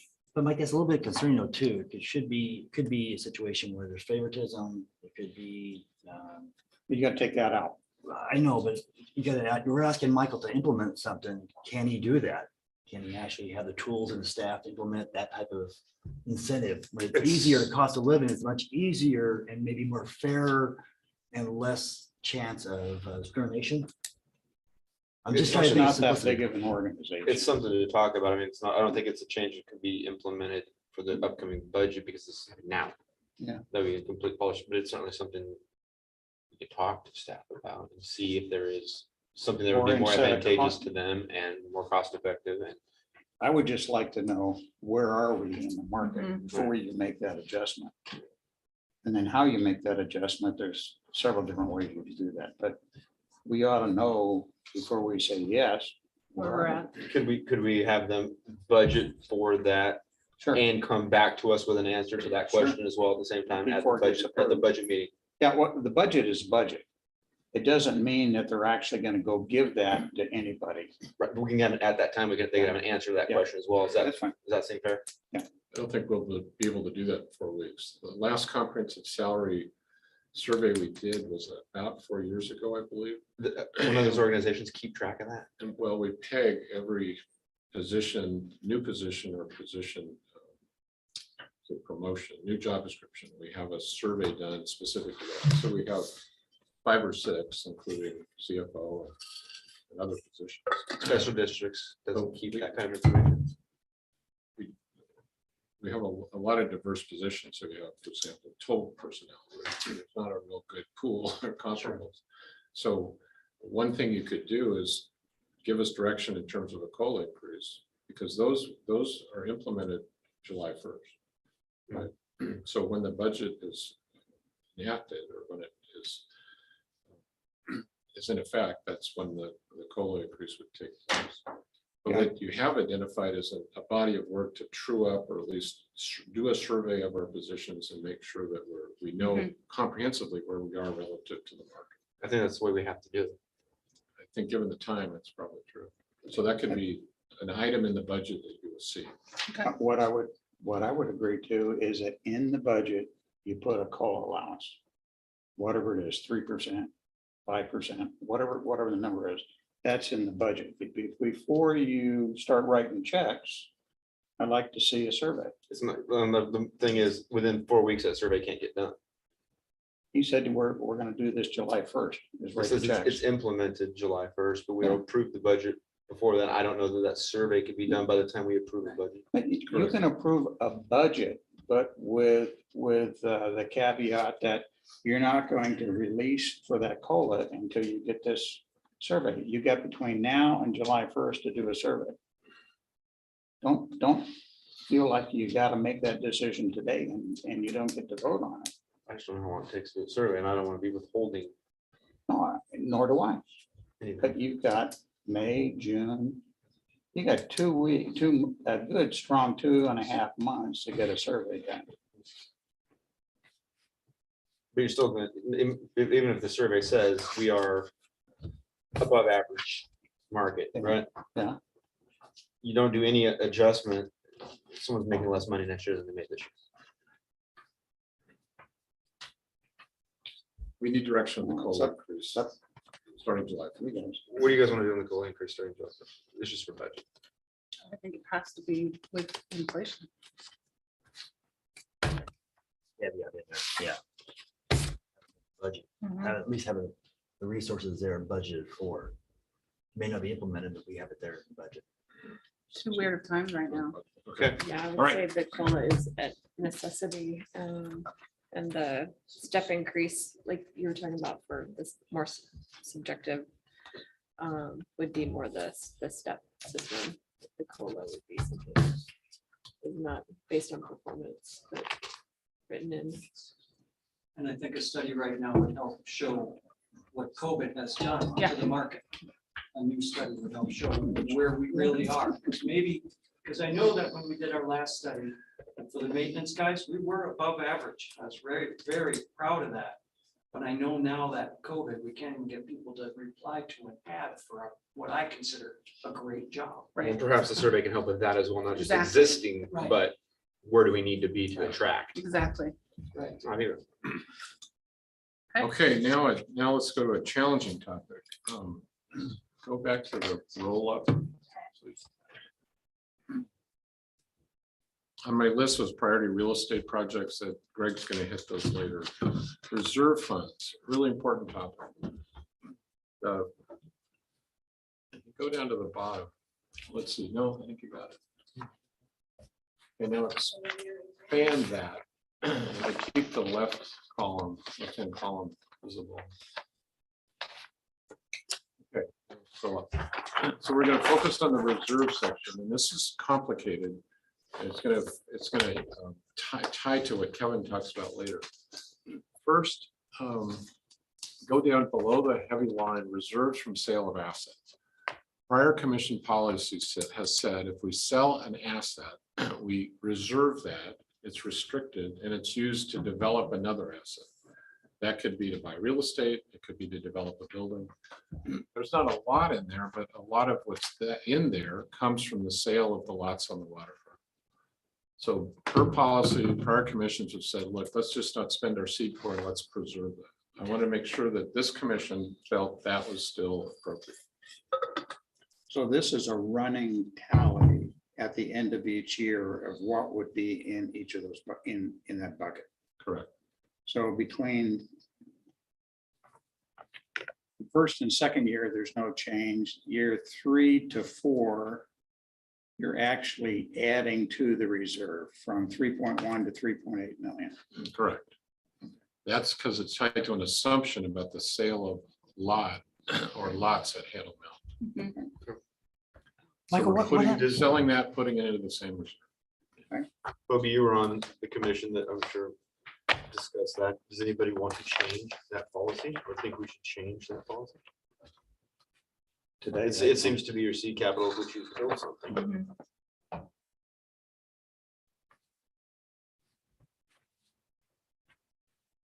It's always in our personal savings. We always kind of, if you keep buying a candy bar, you know, save that money, it never adds up to buy a loaf of bread. You know, it's the same kind of philosophy here. But you know, we're changing times, and do we take that $3 million capital and build T hangers? Well, that's what it's for. That's That's what it's for. I mean, Yep, just actually don't worry about reinvesting the seed money and just invest in capital expenditures or revenue stream. I mean, that kind of plays in line. We're trying to get Well, wind off the bridge. that would be keeping the policy the way it is. Yeah. Here, Yeah. I agree for this version. Now, as we come back and we're trying to hit this new target in 5 years out, to be able to hit that target, we may want to come back in and tap into this resource to get some money to be able to do that development.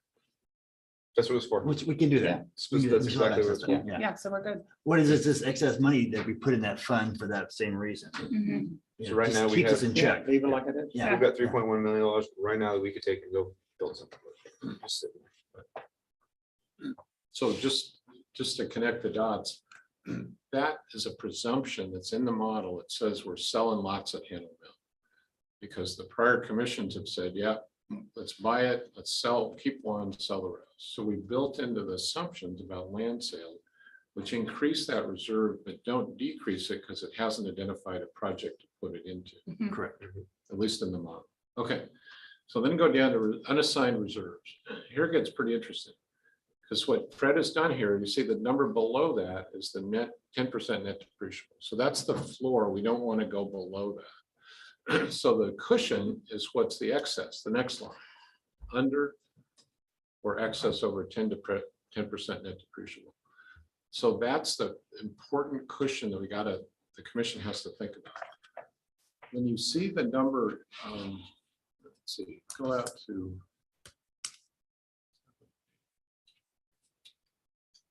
Why does it jump from 6 to 24 in that year? That's when you get out in the out years, there's a bunch of assumptions that's Okay. trying to work together, Thank you. right? But what this assumes is a toll increase. The commission, when they adopted the current year budget, assumed a toll increase Mhm. in 2022, January. It was just a modest one. It's like a CPI bump. But what you also assume in the outer years is a more significant toll increase. And this is where reserves, toll increase, bridge replacement, bridge repair, they all come together.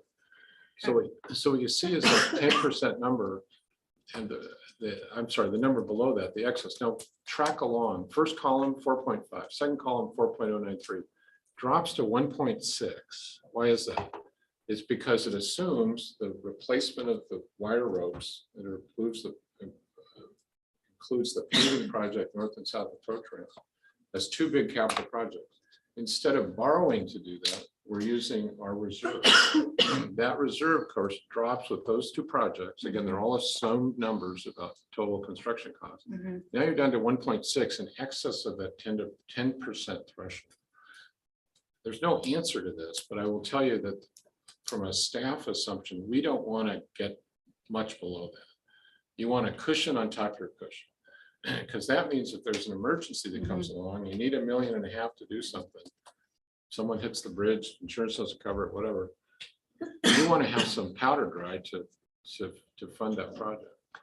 So it's an important thing to keep in mind, how much of cushion do you want above that 10% net depreciable. Mike, what happens in 27? Everything increases in 27. Yeah, Year-end revenues, all those things. Full increase in pension. there's a big toll increase built into that. It's that big of an impact. Yeah, there's a bunch of other factors that go into that. 19. Okay, so So does that start with 22 or 23? That first plan? Oh, 21. yes, Go up 20, drop down again, Sorry, I'd freeze that row, but I can't. keep going, drop it down some more. so here's a key question. I'm sorry, Commissioner Fox, did you have? Yeah, I'm trying to figure out, when are you doing the cable replacements? Is that in 23 or 22? Cable in 23. That's why it drops down to Why, 1.6. why so late? Same thing with the entryways on both sides. We've been talking about this for a couple of years. Why can't we get that done this year? The approach is out to add right now. We have pre-bid walkthrough tomorrow for that project. We have the specs and we're ready to go with the wire rope. As I can go out at any time. I'm getting ready to take that one out right now. We're going to be perched and just waiting for the budget cycle to change. I'm going to take that out to add instantly when that happens. But we programmed it for the fall. That's correct. And we have to keep in mind, the approach project could be a 3 to 7 day complete bridge closure. The wire rope replacement is a 3 day to 4 day complete bridge closure. We're trying to spread those out a little bit. I understand that, but we're also, one of our strongest priorities here is to maintain that bridge. Absolutely.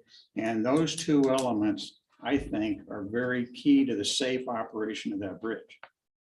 So letting this thing drag out, I would not do that. I would be pushing that forward as far as you can. Right. I feel we're going as fast as that can be pushed. I don't have budget authority to do that until our budget changes. I have a budget authority to do the approach. And as fast as we got plans and specs from the contractor or from our engineers, we went.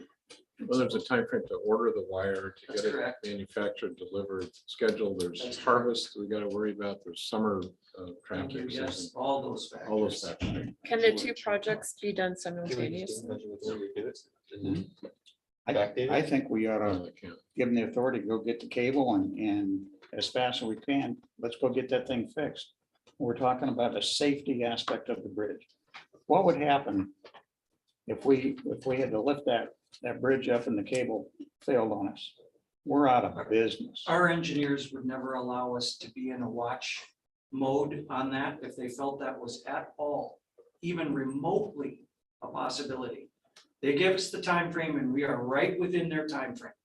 So That time frame got and we're changed driven too. by engineers. I can't make those decisions. We have 3 different engineering firms that look at our bridge and give us information, and we react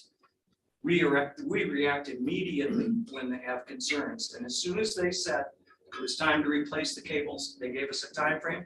They were actually fine monitoring this with the amount of time we lived for a lot longer period of time. But they said, this is one we should get moving on. So we are, and we're doing it well within the time frame that our engineers felt it should be done. Which project's happening first? The ramps? The approach ramps. And are there's happening nothing first. that would happen in a subsequent project that could damage the work done on the ramps. I'm thinking like a steel track crawler having to go up there or something. No, we're all good. Yeah, Okay. that'll all take place right out on the bridge deck. So I want to focus on a really important policy question. Will have immediate impact in next year's budget. And it relates to the bi-state bridge. to create or help create a bi-state bridge authority, to make that authority underwritable, financeable, able to carry out its mission to finance the bridge, then they need to have reserves. And they also need to have some operating funds in that interim time between when they're stood up and there's a new bridge that has toll revenue. They have no money aside from potentially some grant contribution. So one thing the commission could consider is building over time a reserve and allowing for some of that reserve to be used for some operating expenses of the new authority. At some point, they'll need to hire some staff, hire a lawyer, et cetera. So what the commission could do, and we don't have to dial it in exactly, but you could assume a toll increase starting in fiscal 23. January is when we typically do it. And if you raise the toll 13%, roughly equivalent to a quarter on a cash toll and 13 cents on the dollar toll, that would generate about $750,000 a year to be in the optimal spot so that you're showing the credit rating agencies that you have credibility and you have constancy, I guess. You would want to get the bridge toll up to the point in 2030 that's equivalent to a doubling of the toll. Again, you don't have to make that decision now, but the direction we need is whether you want to consider a toll increase in fiscal 23 that's one step along a progression. 13% is about right because it equates to a quarter.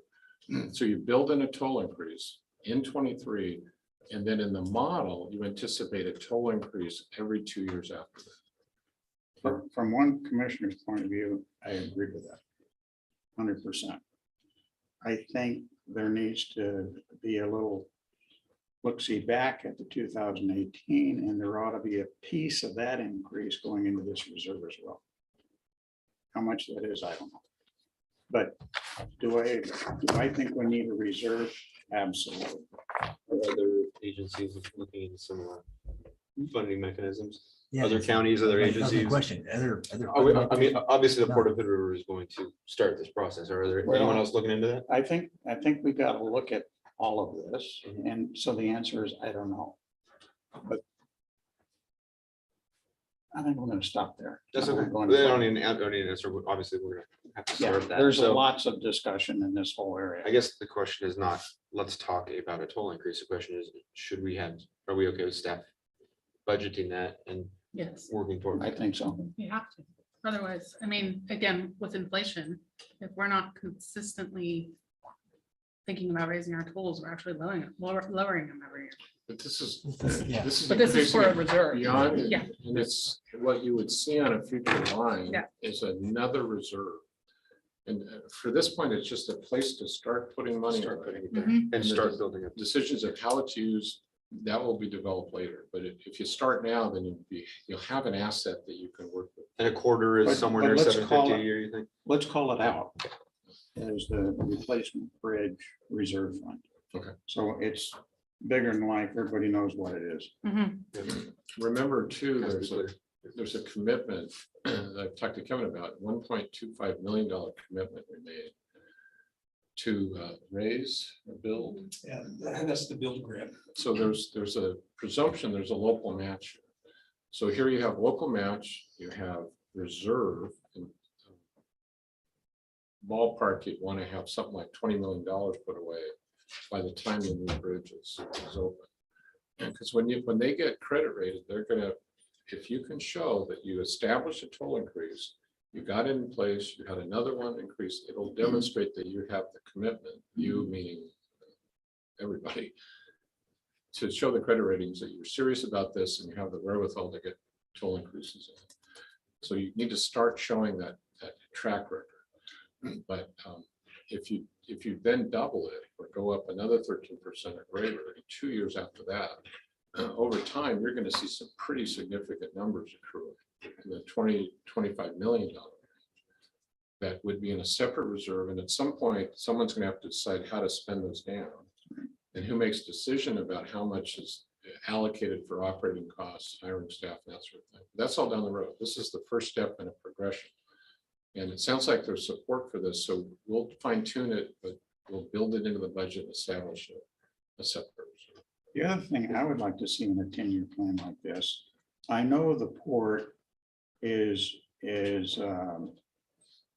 expenditures associated with the new bridge, either in kind or hard money.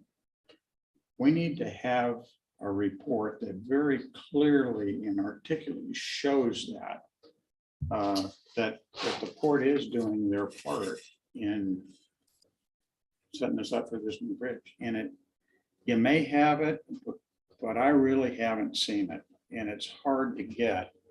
But it's so beneficial when you can go out in front of elected officials and say, hey, the port's already provided $25 million those last 3 years in helping us get ready for the new bridge. I don't know what that number is. I don't think it's 25, but I don't know. It falls in the same category as the 25-cent increase on the bridge toll that we're gonna do. I'd like to have somebody else contribute too. Somebody, I missed that last part. I'd like to have another agency contribute to that reserve, not just the port users, but people that are gonna benefit from the new bridge too. They'll have to be clear to all members. Yeah, probably a topic for the Bi-State Bridge Exactly, Authority. yeah. I got it. And the other piece I forgot to mention is Kevin will talk about it, but if the assumption is that this building gets torn down and a new building gets built, we will get the value of this building, but we won't get the full cost of a new building and relocation of all that. So this could be a place where the funds from that effort come out. We need to talk about that. Well, we're not talking, this is gonna get too far down the road. We need to, if we're okay with the Your next budget. You like that? So as far as budgeting for this, I think there's support. Yes, there is. The details of it, we'll definitely talk about. Right side. And we go to the capital projects. Is that item 3?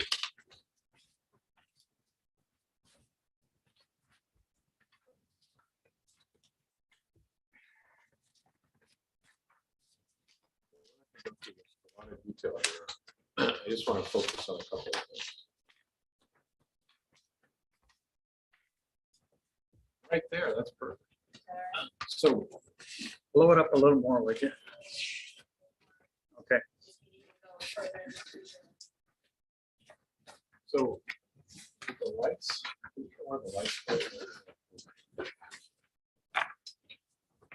I would prefer. Much better. That's good.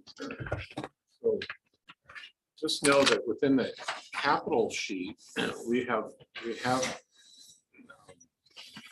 included what staff has prepared in terms of capital projects for fiscal 23. And there's a lot of these that are just baseline numbers. We know that Big 7 is going to require a certain amount of capital expenses every year. From a budget standpoint, from a planning standpoint, it's just a $20,000, and we anticipate sometimes when there's a tenant turnover, so we'll budget another 20,000 or whatever. A bunch of assumptions, baseline spending in each building. Here are 2 items to point your attention to. Maritime building.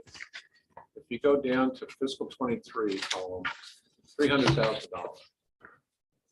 Again, it's a rough cut planning number. That's the cost to install a new storm line that connects to the new city storm line that's going to outfall across the maritime property. That's a responsibility we have because we have catch basins in West Portway Avenue. Big number, real rough cut number, but we think that's sufficient. Plans and specs are done for that, and John's already planning on when that work can be done. Go down. So let's take that one as an example. So that's stormwater, it's not sanitary sewer? Correct. Okay, so the stormwater, if we took that building away and all we've got is a lot there, would we have to do the 300,000? Yes. We would, because it Okay, Tying into On the that, that Okay. main is the We have responsibility of each straight owner. storm lines. so conversely, if we decide we want to put another 3 buildings out there, this should take care of all three buildings. Absolutely does. Yeah, it's been looked at and the storm line is based on square footage of the property, and that's all come into calculation for the new storm line off of that property. All right, and then go down to waterfront infrastructure. This is one we have to modify. You see the green numbers? Those are, Sorry. Sensitive scrolling here. those are the assumptions we made in 23 and 24 for construction of East Anchorway. They're green because they're tied to grants, right? We have $1 million already in hand for that project. But what's not included there is we're also seeking an EDA grant of $2.8 million. And if we're able to obtain that, it's highly uncertain, but if we were, then it's possible to do Anchorway and First Street at the same time. And basically, in one fell swoop, do most of the major hard infrastructure for the future development of Lot 1. So, and I get that. Okay. Let's say you're gone. Mhm. Where is that written down? Is that written down somewhere as part of this 10-year plan? That you've got a grant for one and you're going after a grant for the second one? Or is that only Michael's? Genevieve, you do all that, don't you? I'm not sure what he means by written down, but. You're working on that, I There's assume. all- We've already submitted, I'm not sure what you mean by written down. Yeah, no, where I was going with this is that I like this a lot. I like what you're doing here. This is really good. But to me, you ought to have a sheet of paper for this capital projects that says in next year, here are the key things that are happening that's in the plan for next year. Here's the key things happening in year number 2, year number 3, year number 4. And it's written down so we can actually read and then look at the numbers and say, oh yeah, I get it. We're like, if we get the grant, then we can do both. Well, it's more of assumption. Here's our assumption.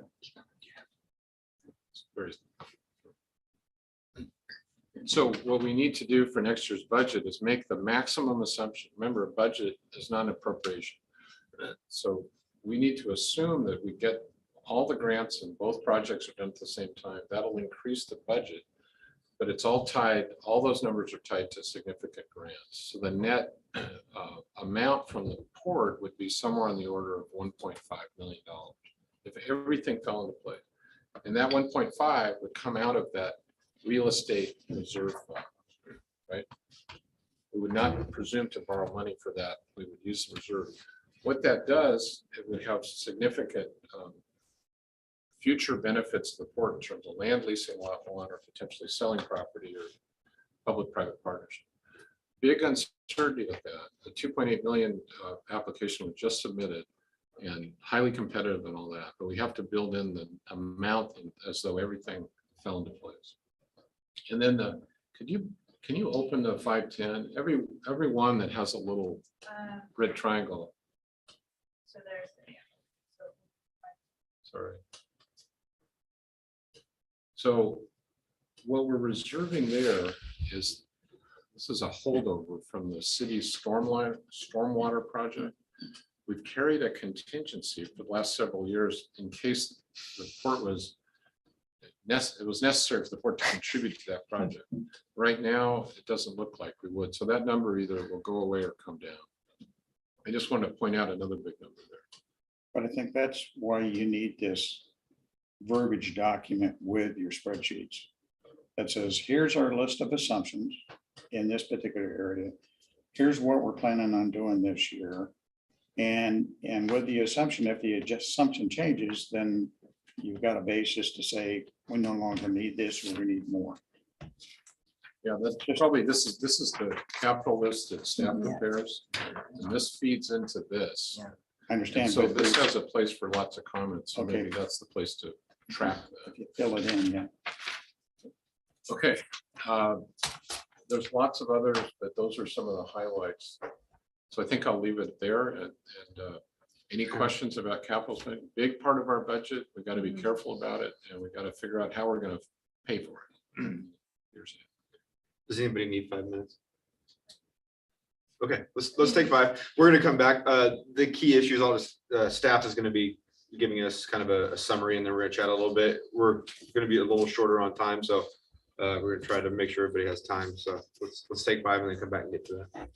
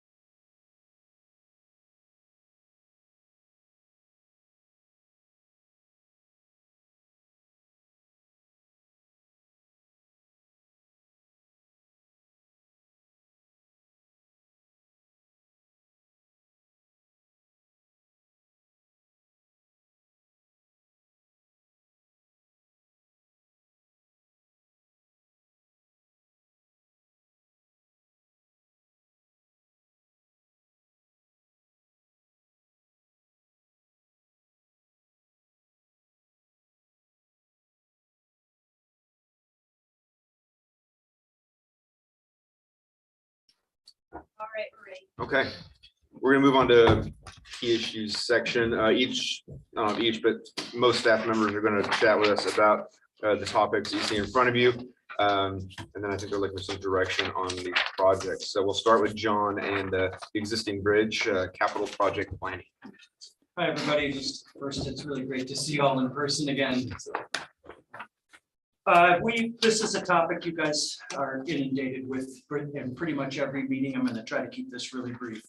We have 3 engineering companies that watch over our bridge. And we have 3 factors that go into making decisions about the bridge. The first factor being suggestions that the board would like. Second factor being our fracture critical report, and the third factor being engineer recommendations for repairs. We stick to those, and that is what builds the bridge outlook for repairs and maintenance. We have the 2 projects that we talked about earlier. We also we're in ongoing work with reestablishing the prior load ratings. In looking at some of the things, one of the things that came up, we're talking about reducing the speed on the bridge. And I've been looking into getting actual speed signs that we can mount that would run solar. So it wouldn't involve any kind of electrical hookup. We can do this pretty simply. They're pretty affordable, and our intention is to move forward on that. So, and then again, just our whole process here, Genevieve's help with reaching out to different companies and getting the message out there about speeds and how that's probably the biggest damage on our bridge. So, weight limits on the existing bridge.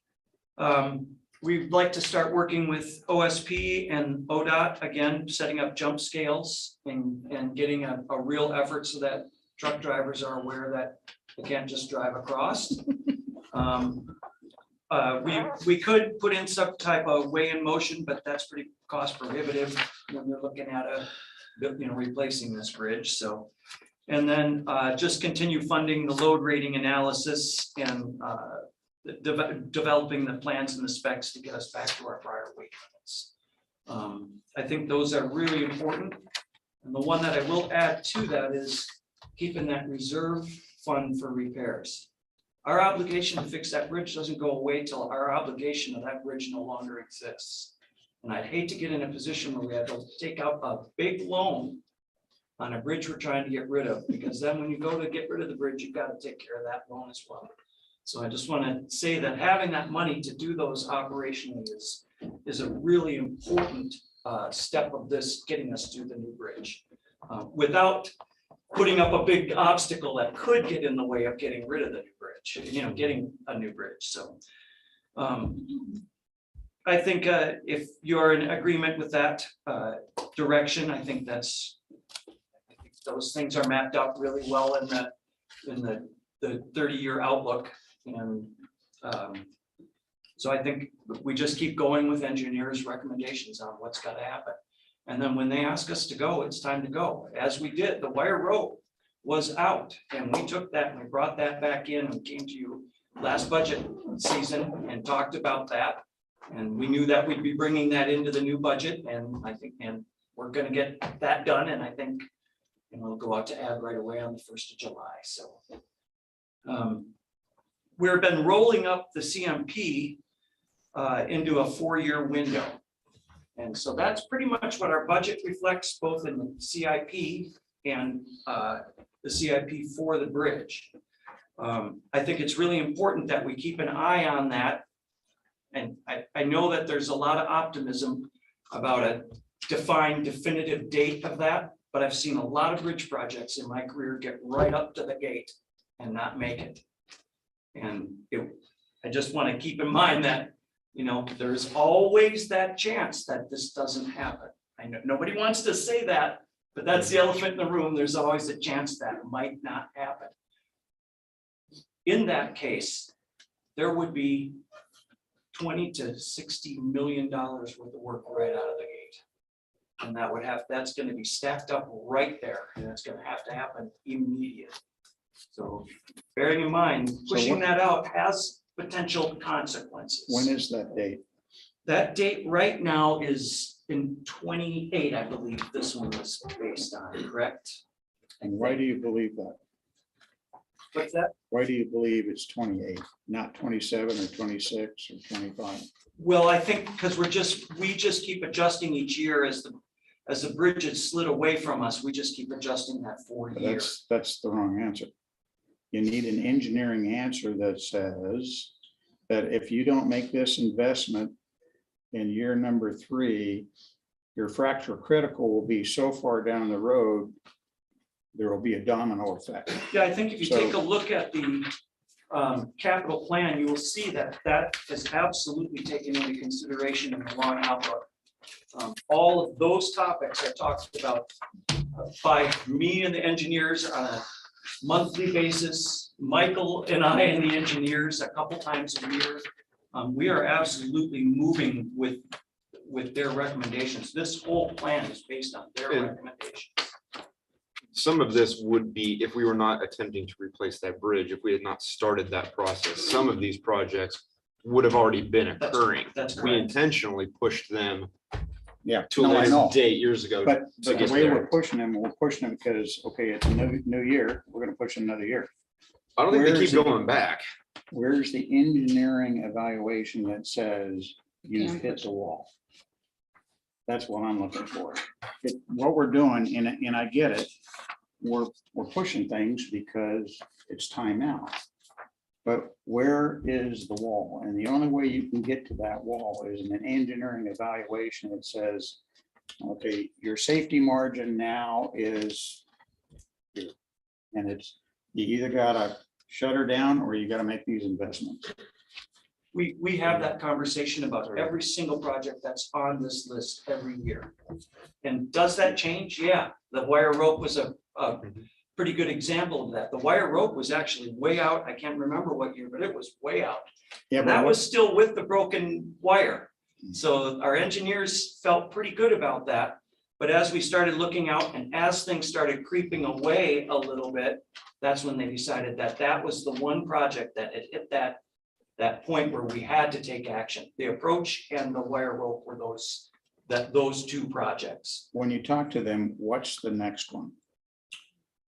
Well, let's see. I think we could probably just look, I believe that would be some of the scour and some of the underwater repair work that we have on our piers.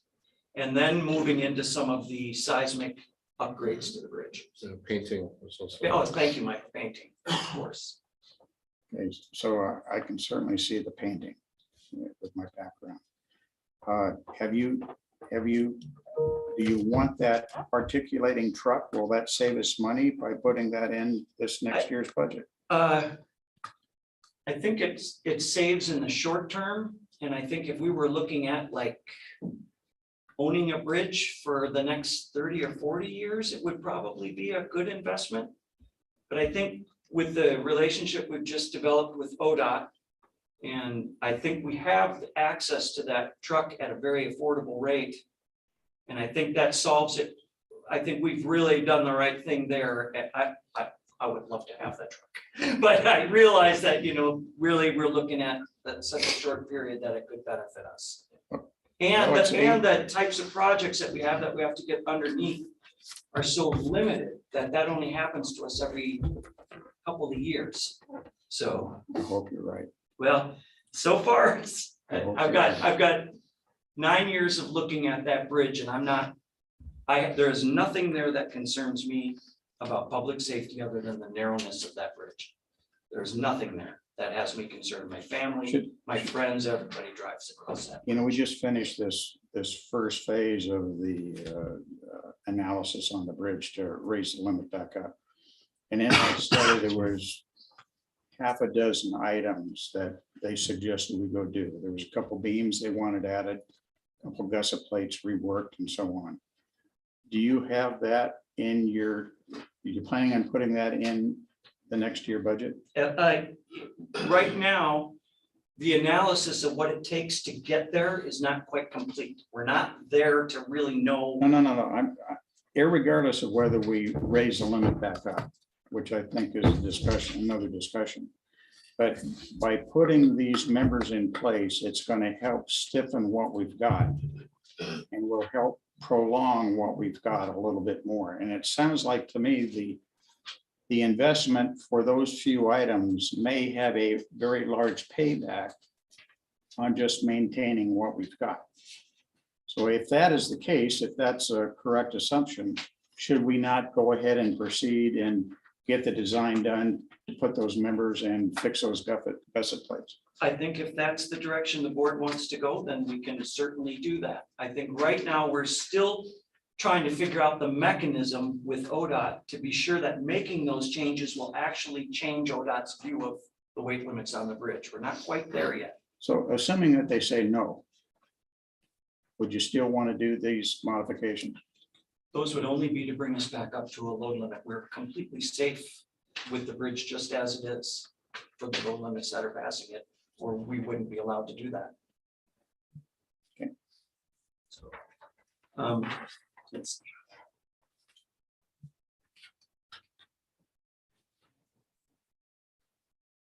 I think that pretty much gets me to the end of what I had to say about the capital bridge projects. And any questions anybody has, I'd certainly answer them for you. If I, as best I Any can. more? Okay. Thank you. Thank you. We're gonna go from existing to replacement. Sorry. I think we have to make an assumption, again, budget assumption, not a spending assumption, that there be room in the budget next fiscal year to make those improvements to restore the 80,000 pound limit. That's what I mean. Yeah, absolutely. So it's in the budget. Yep. When you spend it, there's Yep. always a cost benefit analysis, but we assume that that's in there to be done. Fair? All right. Thank you, John. Here is an updated concept schedule timeline for the bridge replacement. One in the packet is a little bit small.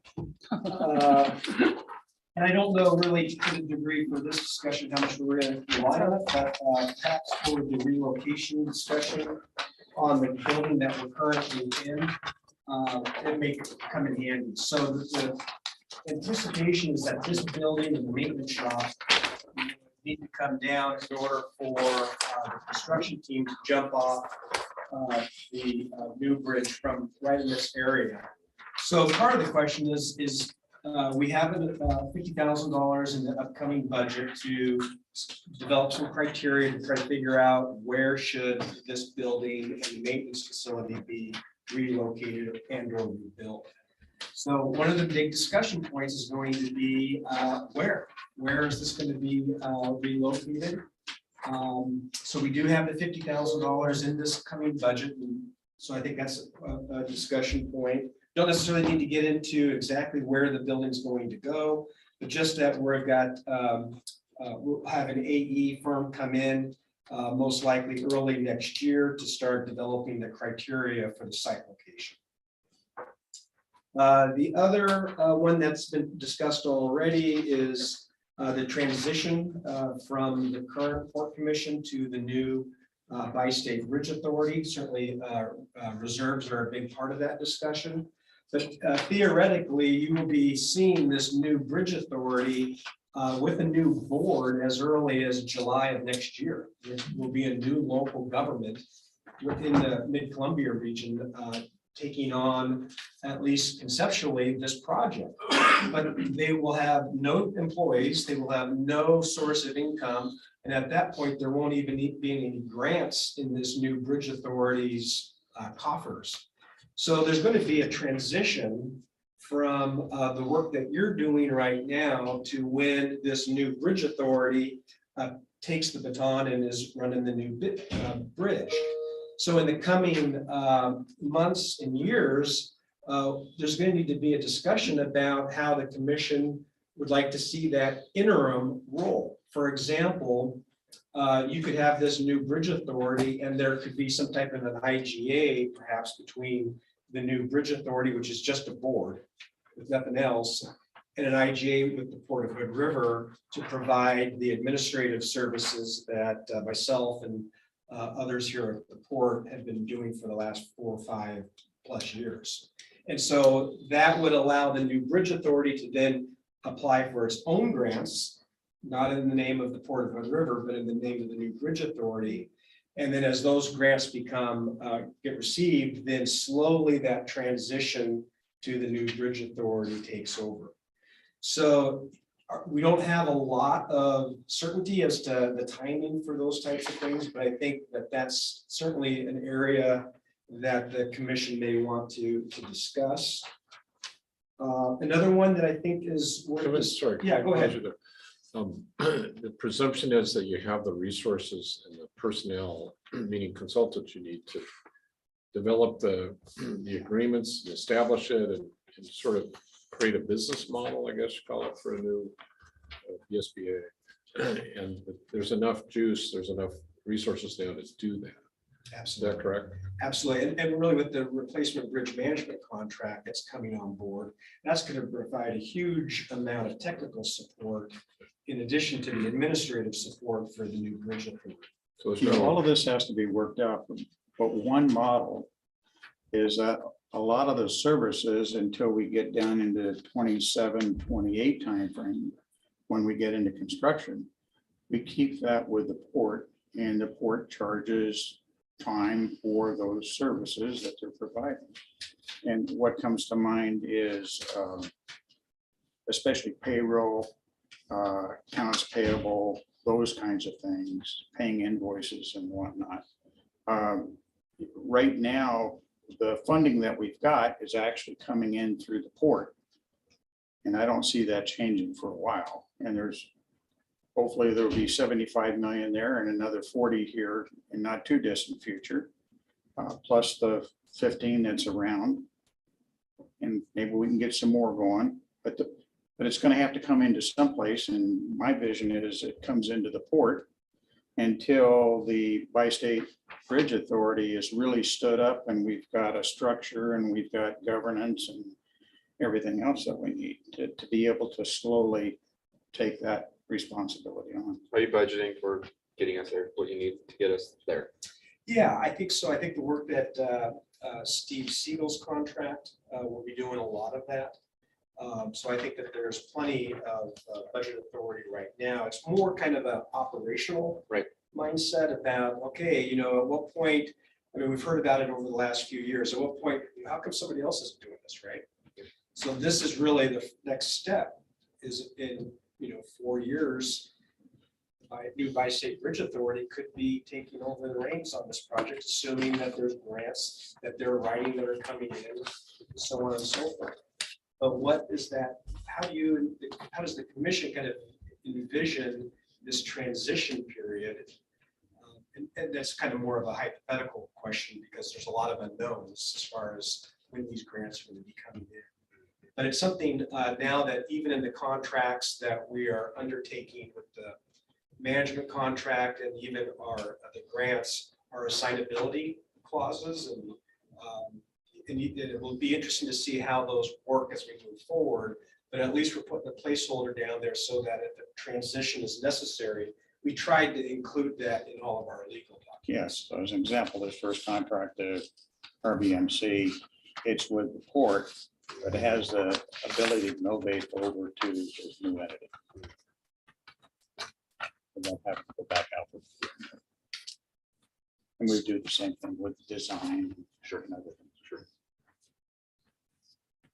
And then just the other one that I think is going to be a pretty highly visible item, and that's the impact to the recreational property. At this point, there's not a budget consideration, but again, a long-term operational consideration that once this property is demolished, and this is still viewed by some agencies as a recreational property. And so there could be a requirement that for any laydown area around the marina, that the project will need to identify new recreational property to be developed for the public. So you've got two things going on there. One, you're going to be in a highly visible area where people are used to recreating, that will be removed, and then trying to identify replacement property. And perhaps this is an area where the port would work with the Parks and Rec District to identify, I don't know if there's property in their planning documents that could be a partnership opportunity. The key thing here is that don't get everybody stirred up on this particular issue, because we're not doing anything with the parking lot for 4 years. We got 4 years to figure this problem out. Yeah. We got to work on the problem starting this year, Kevin, who would And next mandate that year. we trade like for like? but we're not doing anything for 4 years. So I'm sorry, just transition over to your question, Commissioner. So it's called Section 6F. And Okay. it was tied in when the port received federal grants back in the late 70s and during the early 80s. And there was a kind of a crayon boundary drawn around this property that we're sitting in right now, all the way around the Marina Green area. And that if any of that property is taken out of a recreational commission for more than 6 months, it's considered a take.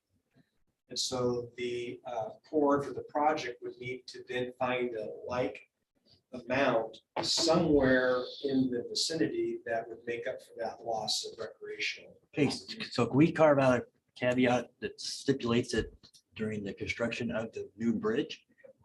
Instead of being a 6-month window, it could be a 36-month window, but it goes back. Yeah. For this project. No, that was one of the frustrating things about it was, okay, let's say that in the case of this property, after construction, so let's say 2 years with the demo, maybe another 4 to 6 years, the intent would be to return it to a recreational condition, and that would not be allowed. Once the 6 month, now this is just the rules as WSP has interpreted them From who? From the state of Oregon? from the federal agency. So We'll get clarity on So that here- over the course of the here's the next few issue. years. This thing is a 50-year-old agreement. And it was never built to handle a replacing of a bridge. So I think we've got, let's let the technical guys go after it and see if we can't get a waiver or an agreement, or there's a sweet spot in there Yeah. somewhere. We'll figure it out. Well, one We just thing- have to keep it in mind. Yeah, just something to keep in mind. And I put down some other items in my memo, but I think those are the most interesting ones at this point. Kevin, is the Bridge Authority funded by grants for the rest of the life of the Bridge Authority? Or is it going to be self-sufficient? Oh, it would be self-sufficient once the tolls on the new Okay. bridge are up and running. 100% of the tolls on the new bridge will need to go into that new bridge operations and bonding.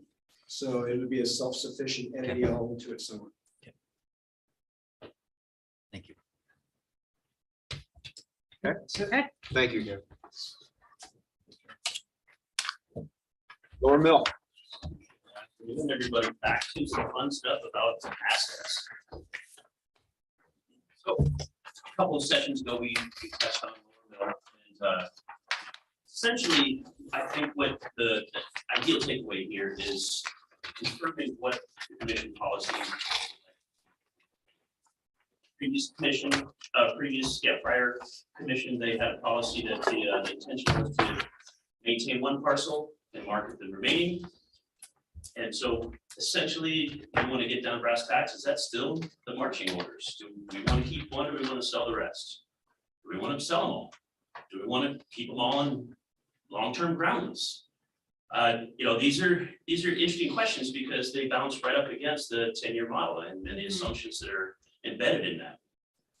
As we're looking at a port and the change of the port, the dynamic of the port moving forward, is it worthwhile to have a discussion about not selling parcels, maintaining them for our own? Is that a benefit? And so I really felt like this was going to be a conversation that could flush out how you would like staff to proceed, because the market is starting to pick up. We're starting to receive interests. It goes back to what's the port's role in supporting economic development in our community? Do we do the land improvements to a point that we see our target return, and that's what we settle at? Or do we look at being more strategic and hope for a greater return?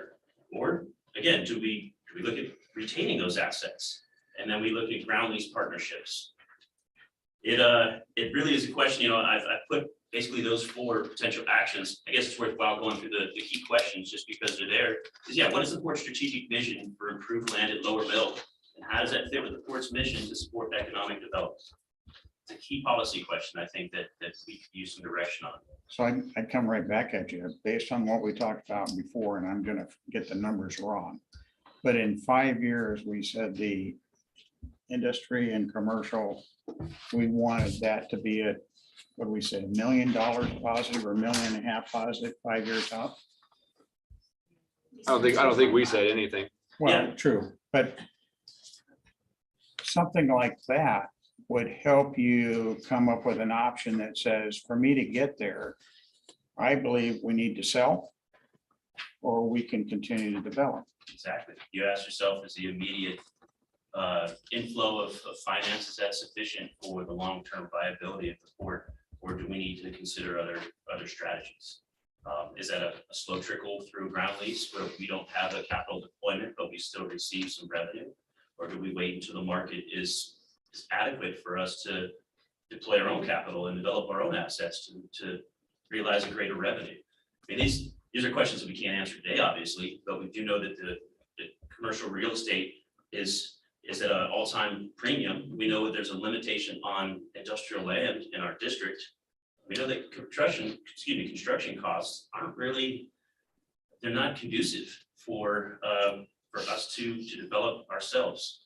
And so, yeah, this is really to try to bounce these considerations off of you guys and hopefully get some direction on do we want to maintain the intention that was set with prior commission, or are we going to look at this in a different strategy moving forward? Is the traffic's picking up, your phone calls are picking up? Is it for lease or for purchase or for both? I would say, well, you know, there's short-term leases that are there now that would be happy to stay. But again, also we should add the prior vision was for a light industrial complex, job density. Current short-term leases, they don't necessarily provide a job density, but they do provide a resource for the community. They provide an industry that the community relies on. Concrete. What's the residual effect of job creation and construction and by having concrete available and lumber? So I mean, you could wax it both ways, but so there is short-term desire. There's a desire for purchase. There's also a desire for design build. And with the option for that entity to purchase it back from the port at some later date. So design build is a lease for a period of time with the option to purchase. You know, there's the full spectrum. It's just what we think is the best path forward for the port, Which is as far as, I mean, again, we've got 10-year model assumptions of when we need, or when we assume we're gonna have some revenue inserted into our reserves. So not selling has a detrimental effect to that, but also is it's a detrimental effect of the long-term play for the port to get rid of a limited resource that we might not be able to purchase in the future if land sales keep escalating the way they are. So long, I'll just play up with these guys. We want to get to a certain number, 1.5, whatever. We want to get there. That's direction. I'll ask the question before Commissioner Strike asks it. What's your recommendation? Honestly, so I think market research is going to be invaluable to see where we're at, because I went back and I scrubbed the numbers, and with the assumption of the cost that we'll have to lay out to do the wetfill infill project, or wetland infill, which is close to $3 million in investment. So there's a cost per square foot that equates to. Where's the market at as far as we could expect to be competitive if we were to want the highest return on that investment? Honestly, I feel like the direction for a 10-year model that's a strategic tool to set those metrics, that will back inform where those things need to be and whether they fulfill our ultimate desire or not. It doesn't seem like the model as it's situated thus far provides that that sustainability mark of we've achieved it. It's, I think you put it pretty eloquently, it's a kind of a cliff. And so we need to not be necessarily the sky is falling, but we need to have a target that we can strive for, and that will help inform these decisions and what we ultimately should do versus what we might want to. that makes sense. Mhm. I mean, there's a mission, again, it goes back to a political aspect. What is the port's mission here in the community? But also if the port can't survive in the future without making some smart decisions, are we sacrificing our own viability to promote, local industry and economic development? Thoughts?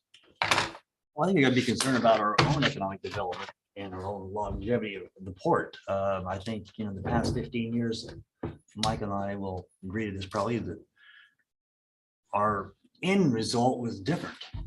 Our outlooks were different. We gotta be much more self-sufficient. Mhm. I mean, I look at that, I don't think we can land lease our way out of prosperity. I don't think we can do that, land leases.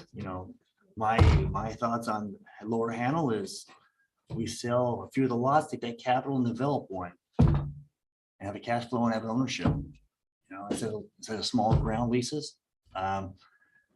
Sell a few and actually have an asset that's producing positive cash flow. There's 4, is that correct? Am I There's correct? 4. There's 4, okay. And obviously, the upper end of the spectrum of the sales price has not been established, but it doesn't seem like, and not that it ever was intended to be, but just to be clear, selling 3 will not be able to finance development on the remaining.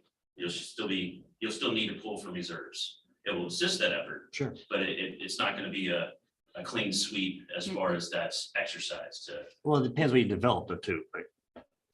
No, it certainly could be developed. No, it but- depends what you develop as far as cost of the development on the lot we keep.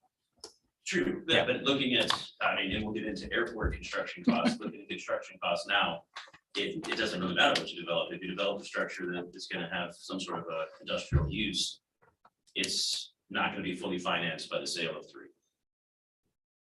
But it could get How a chunk close of the can we way. get by the sale of 3? What would you have to draw down? I think that would take, and part of the 4th suggestion, I think conducting some market research to see how competitive we could get would help. There's not a lot of comps for shovel-ready industrial land currently. There's industrial land that it has, considerations, environmental considerations, so you can kind of aggregate what that sales price is and make some assumptions on where that might land. But I think if we want to be smart about this, we might need to conduct some sort of, again, a market research to give us a good depiction of what that value could be. It might even be, as I suggested, maybe we do an RFI to see the interest, similar to lot 900, put it out to the market and see who has interest to come back and assess it from that angle. I don't want to get to the point though where we are doing that. If you want to do that, get us a recommendation. I think us micromanaging that would be wrong. No, I think that the budgetary component of this would be that market research aspect and the understanding that, although I want to say that there wasn't the assumption of direct revenue from sales in this next budget cycle, so it doesn't have that effect. But really the takeaway is one, what's the vision for the space, because that has a direct effect on who the port can market it to. Are we looking for job dense industry still, or are we willing to sell to whomever is willing to go out there and build and develop? And 2, we need a little bit of time to develop that concept of how much we could actually get for it, if that is the goal. Or if we want to say we operate between 4% and 6%, and that's the minimum return, as we were talking about, what our return rate is, the target return rate. Is that adequate? Is that adequate for the port to feel good at the end of the day and support local industry? But that then comes back to how does it influence where you are 5 years out? 100%. What's its component? That's exactly what I'm putting. My opinion for your budget, I personally would say, go you forth with the 3-in-1 approach. If you feel that you need an RFI to help in that whole process, that's part of the budget. Is that in your budget request?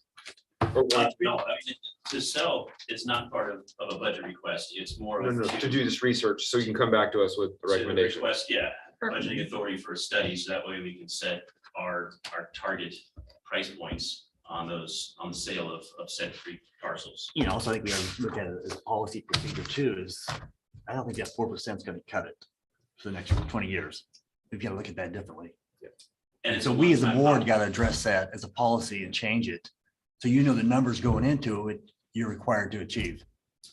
Again, part of it, having a 10-year model that is a useful tool to strategize whether three one-time pops of sales is even adequate in and of itself, or if it should be more advantageous to wait until construction costs come down and we build on, we short-term lease on few, we incrementally build our own assets. There's a Biggest problem- few scenarios, but all three of them, three of the four completely contrast what the prior commission has said. This is what we want to do and this is our vision. And so that's been staff's directive. Sure. And that's why staff is coming here now seeking guidance on how best to proceed. The biggest problem is we're not in a position as a board now in 2022 as we were in 2015 to land bank. We thought that way. We were land bank it and we had the cash cow was not going to run out for another 20 years. That's going to be a shorter window. So we got to change our way of thoughts here. We can't land bank as willingly as we want to. It takes a lot of money to land bank. We So don't have that. if we support this request for what you want to do to get that together, can we then in the short term expect back? Here's what we need to do. Here's a recommendation. Here's what we want to do. Here's what it would take. We'll just get something back. I don't think we want to be talking about this for years and years and years. Just like I don't want to talk around it anymore. But if that's the information you need to make a proper recommendation, then I think that's what we should do. The request for funding to do a market research is going to inform the decision moving forward anyways. And so that's kind of where we're at. And also, again, with the development of a 10-year model that is a strategy tool, that will also inform what theoretically we should do. Let me see if I can twist this around a little bit. So the request for this coming year's budget is a series of activities, and the deliverable of that back to the board sometime towards the end of the year is your recommendation based on analysis of what you recommend should be the procurement approach, sale approach to those 4 lots to help you and us achieve this longer range target. Should we sell all of them? Should we sell 2 of them? Hold on to 1? Should we develop? I don't know, but what we're asking for is at the end of the fiscal year, you're able to come back with a strong recommendation with backup that says, here's what I believe we got to do. And here's how it's going to affect the 10 years. Yeah. In the right way. Absolutely. And also, sidecar to that was making sure that if I came back, or if the studies came back saying, hey, we probably shouldn't proceed with sell of 3, keep 1, that the current commission doesn't feel it's going against what the directive is. And so asking for the flexibility to look at it in a new light and acquire enough information to give an informed decision moving forward. My I think we're opinion making is some- we don't need to stick with the past commission if it doesn't make sense in today's market. And Exactly. We definitely have the flexibility to change that. That's appreciated. And also with the new hiring of the CFO, huge mark for you. Yeah. Huge for you. Yeah. To work with that individual. Do you have the direction you need? I do. Thank you. Now let's talk about the airport. Yay. With similar backdrop, we talked about development at the airport, how we can monetize it. Significant effort has been put forth capital as far as just staff time for the North Apron with the intention of further developments. COVID changed a lot of that, and so we're now looking at how can we pick up momentum again. We talked about the commercial hangar a few sessions ago and showed how the pro forma was pretty risky. Thought it would be advantageous to seek professional construction estimating services. That came back even more scary, it was more than double. Oh my God. And so, the reality is currently staff would recommend that the board does not seek development of a commercial hangar. It was hard to pencil before, had some assumptions. It's not going to pencil appropriately or positively for us now. But if we're thinking about developments, there's this concept of ground lease that we've worked through. We've kind of talked about what are the possibilities, what's the receptivity. And so what is what's the commission's consensus or opinion on shopping this out to market? Instead of us building our own commercial hangar, should we look for private developments as a partnership on a ground lease, again, similar to lot 900? You can't sell airport property, so it's not even in the cards. But is there a receptivity to see if private sector development would like to come through and build their own building? Obviously, the return is different, but the capital outlay is different as well. You know, cooked into some of those assumptions was a $3.3 million loan and construction costs.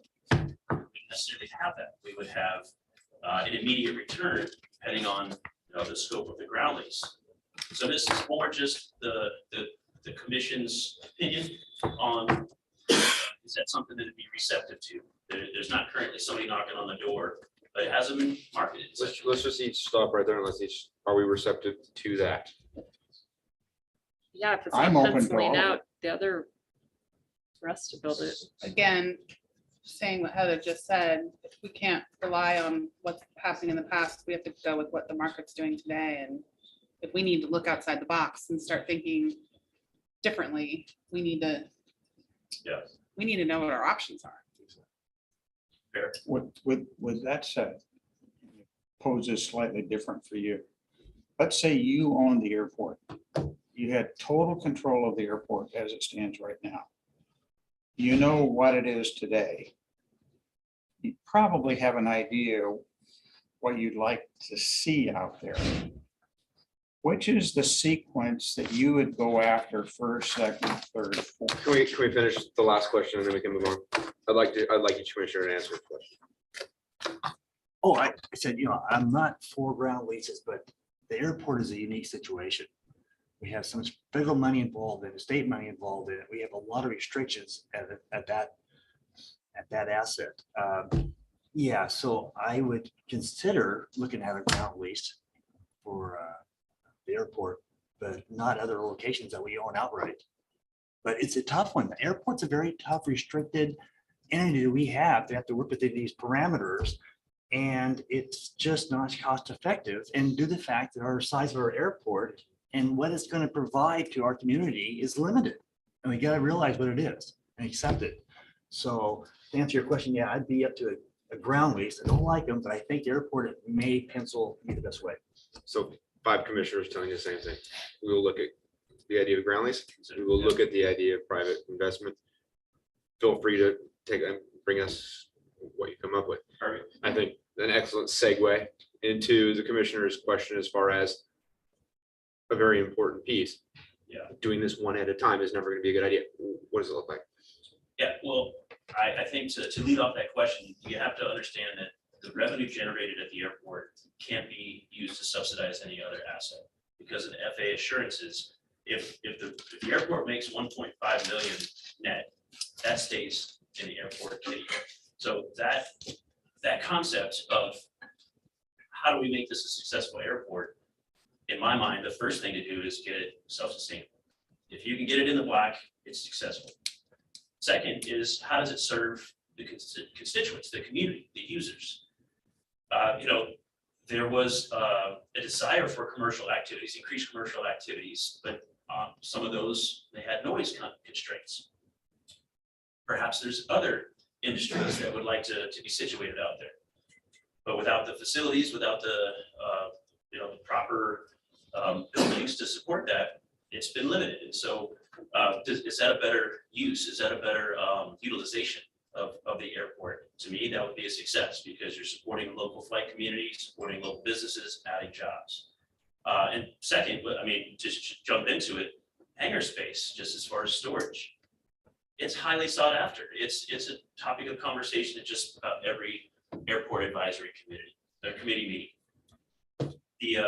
And not to jump ahead, but it's a similar thing. I know we've talked about ground leasing and the feasibility, but there's a real financing concern for the infrastructure necessary to support that just yet. The FAA grant program, we've requested funding for an apron expansion so that way we could entertain future hangar spaces T hangar and box hangar, that's not gonna be available till 2025.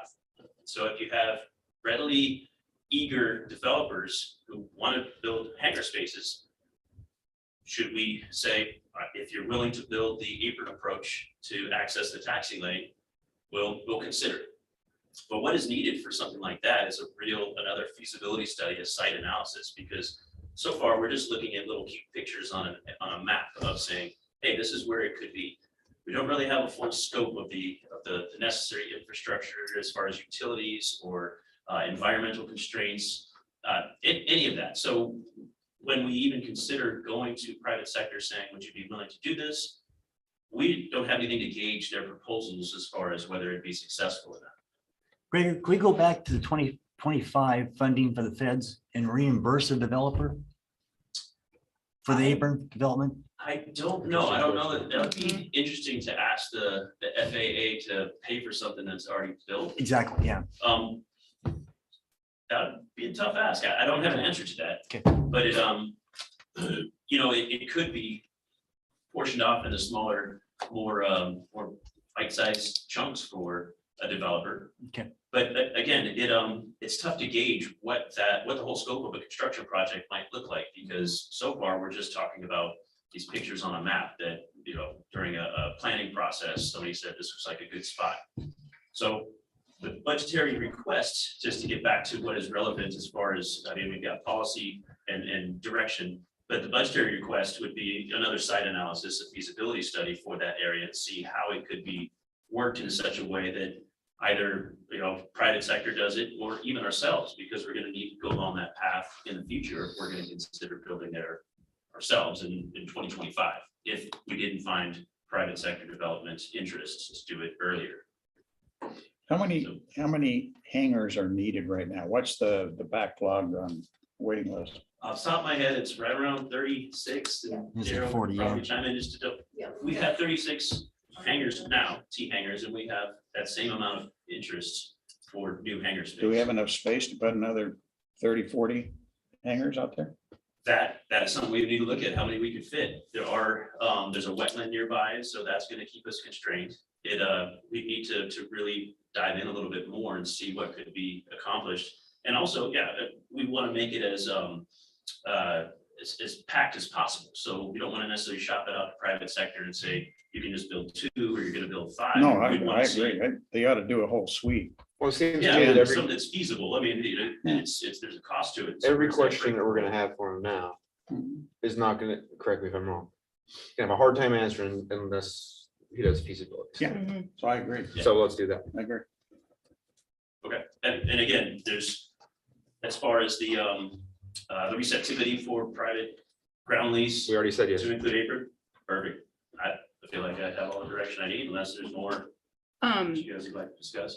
Though I just have one question. In that feasibility study, will you be able to also contact the adjacent landowners to Yeah, I mean, include them on theoretically, the discussion? want to make sure that they're involved. It's there's a component of being a good neighbor, certainly.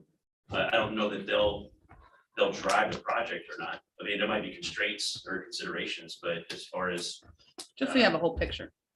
yeah, I mean, you want to make sure it's conducive to your neighborhood, but it is still an airport, and everybody who's around the airport understands their proximity to an airport. And then I think we had I'm Yes, sorry, sir. John wanted. Back table. John, do you have, My turn this now. is the time. This is your airport time.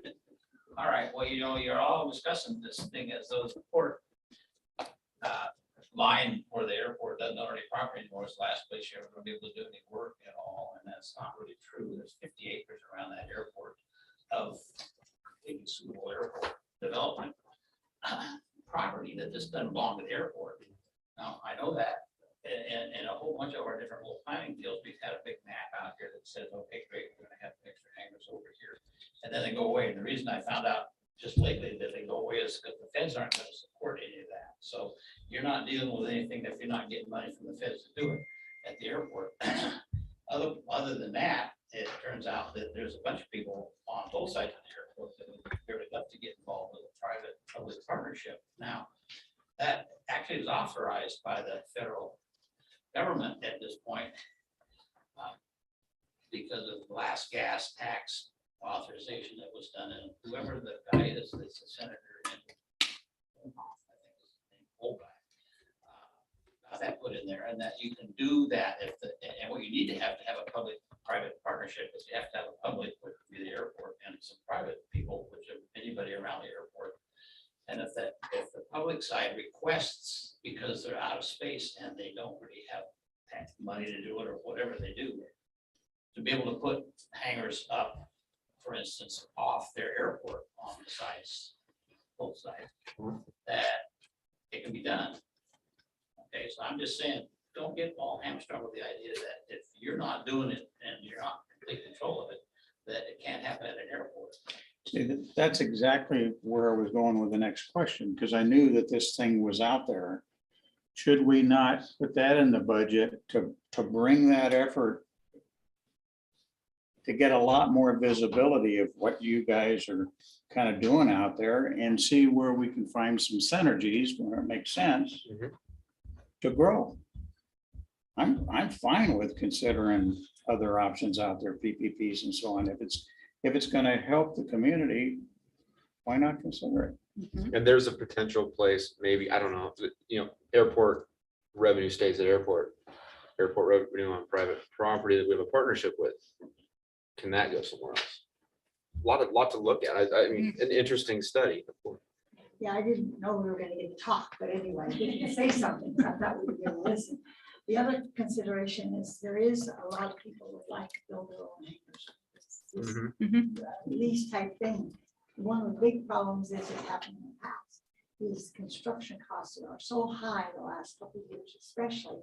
I think it's gonna take a longer term lease than what the port wants to give out to people. I mean, so many places, I know I was involved with Fiscal for years where they want on a 30-year. 30-year doesn't, you look at the appreciation of that hangar, you look at that whole thing, so many people can't do it in a 30-year. It might take a 40-year or a 50-year. We're going to really think about that. But if we want private people to build this, we're going to have to look at what they're going to have, look at their investment in it. And are they going to have to put the substructure in? Are they going to have to put the taxiways in? A lot of times they're willing to do it, but they've got to be able to program that into their knowledge. And I think this is something I felt in the past the port is not, and maybe they are. I felt like the port has been pretty rigid on what they want for lease and what they want. They have kind of wanted it for themselves. And I think we're better off if somebody would build some businesses out there and do something. So maybe it takes a 50-year lease. I don't know. I just know looking, you start programming it out. It doesn't work on a 30-year. A lot of airports right now are already fighting this. A lot of places, I'm not sure what they're going to do. And that's part of what we want Greg to look into, is what it's going to take for us to get what we need, but also for the user, for the use of the airport. absolutely, to make it make sense for them as well. Private land around.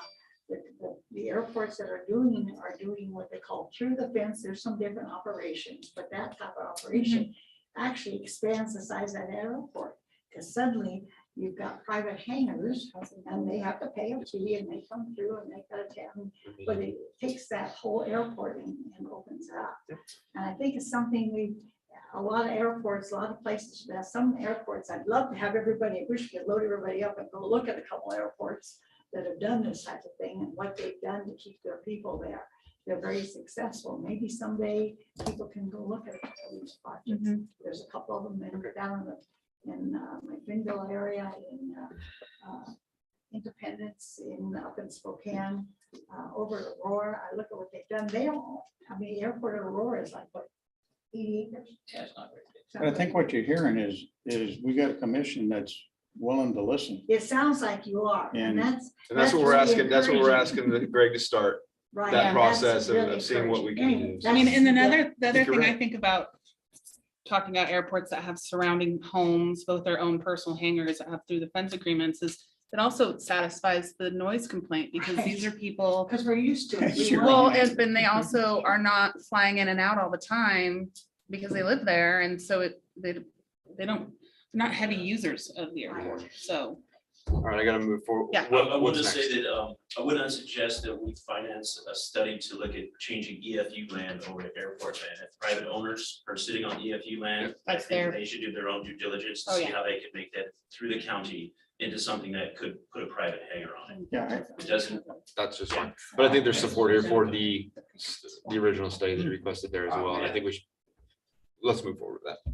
I think there's support for that. Problem is that the board's gonna have to request that because they are out of space or they are out of funds or something to do this private partner deal. Okay, so insofar as that goes, I'm not sure the private people wouldn't be happy to pay for the request to be written up, but Mhm. that actually come from the board. Okay. It can't be a private deal. So Get look into it creative. Look in further. those things. of how you ask the questions. Thank you. You have clear direction, are you good? I do. Okay, Alright. excellent. Daryl. It's not all sunshine and rainbows when you look at the finances.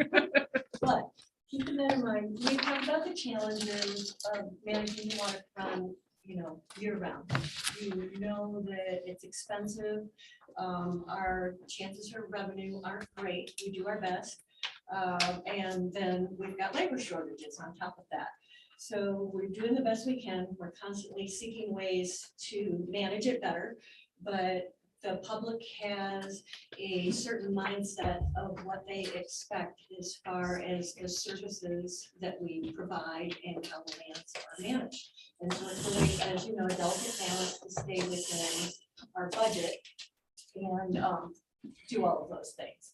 So keeping in mind our long-term goal of functioning without bridge revenue and keeping the waterfront going, staff is seeking general direction from the commission on how to best move forward for this next upcoming budget season. So it seems like we're working toward, we've got our goal out here and we're working towards getting there, and it's going to be a challenge. And so we just need to hear from you, what you would like to see for the next year as far as, us managing the waterfront. So what we want is, we'd love to have you take this opportunity to talk amongst yourselves and not so much hear from us about what you expect over the next year. I mean, we'd love to have all the things that we've had in the past, and then we need to up a lot of the things if we want to, again, maintain a certain level, but it's going to require a fair chunk of budget for something you're not going to get a big return on. So this conversation is a little different from the others. As far as what Could you get, I don't know what those things are. So as expensive or Well, on a certain level, I need you to tell me what you need. Right. Because I don't know what some of those things are. Some examples maybe. security, or Yes. we're feeling like crime is up into the river. That's what we hear. Homelessness is up into the river. We've got a waterfront where we've got a lot more people on it. So we've got a lot of demands. And so, the court, we don't have our own mechanism for enforcement. We hire it out. So we have our night security as an example of that, where it's expensive. And we're requiring more of their service to try to keep people and their assets safe. So when we're looking at the budget, it's like, okay, we're gonna put in a certain number for that, and then just getting general direction from the commission. Are you comfortable with increases in a time that you're asking for decreases on something where you're not gonna get a return? It's not like property with a, Understand, okay. so I would Okay. say that would be, Let's start with that one. How does commission feel? There have been a lot of thefts that Daryl's had to deal with, specifically at the marina, which we all know about. How do we feel about safety and security? Well, I think that because of COVID and everyone being pent up, I'm having the feeling, the anxiety that this is going to be an explosive summer. I mean, I think we all thought last summer was I think this summer is going to just be crazy down there. But Past sales are through 2 the months ahead of pace. Yeah. Usual. yeah, so and with the rise in homelessness and the Oregon's policies on homelessness in public spaces, I think we have to increase our security. Mhm. Otherwise, we're gonna have some problems. And I think as we discuss how we want to move forward as far as revenue, we know that you're going to be stuck with that line item. It's going to be in the red forever because there's not a lot of revenue being generated there. Extra parking, extra passes for the year, great. All that money I'm assuming is going there. Right.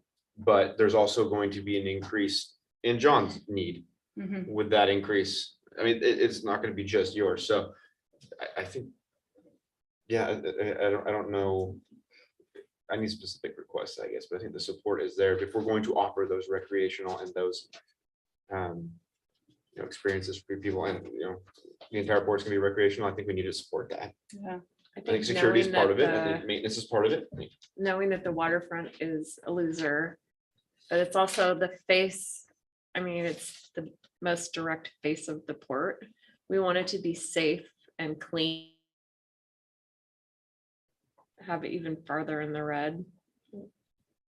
So we have to do. Well, I think that's another reason why the budget committee and everyone really needs to scrutinize, I mean, again, going back to 20,000 here, 20,000 there, where can we really skim off of things to make sure that we are providing, these services for, I mean, Hood River does have a nickname of the windsurfing capital of the world, so if people come here and there's trash everywhere and there's no bathrooms open and they can't figure out, that doesn't bode well for the city or the county or the whole region.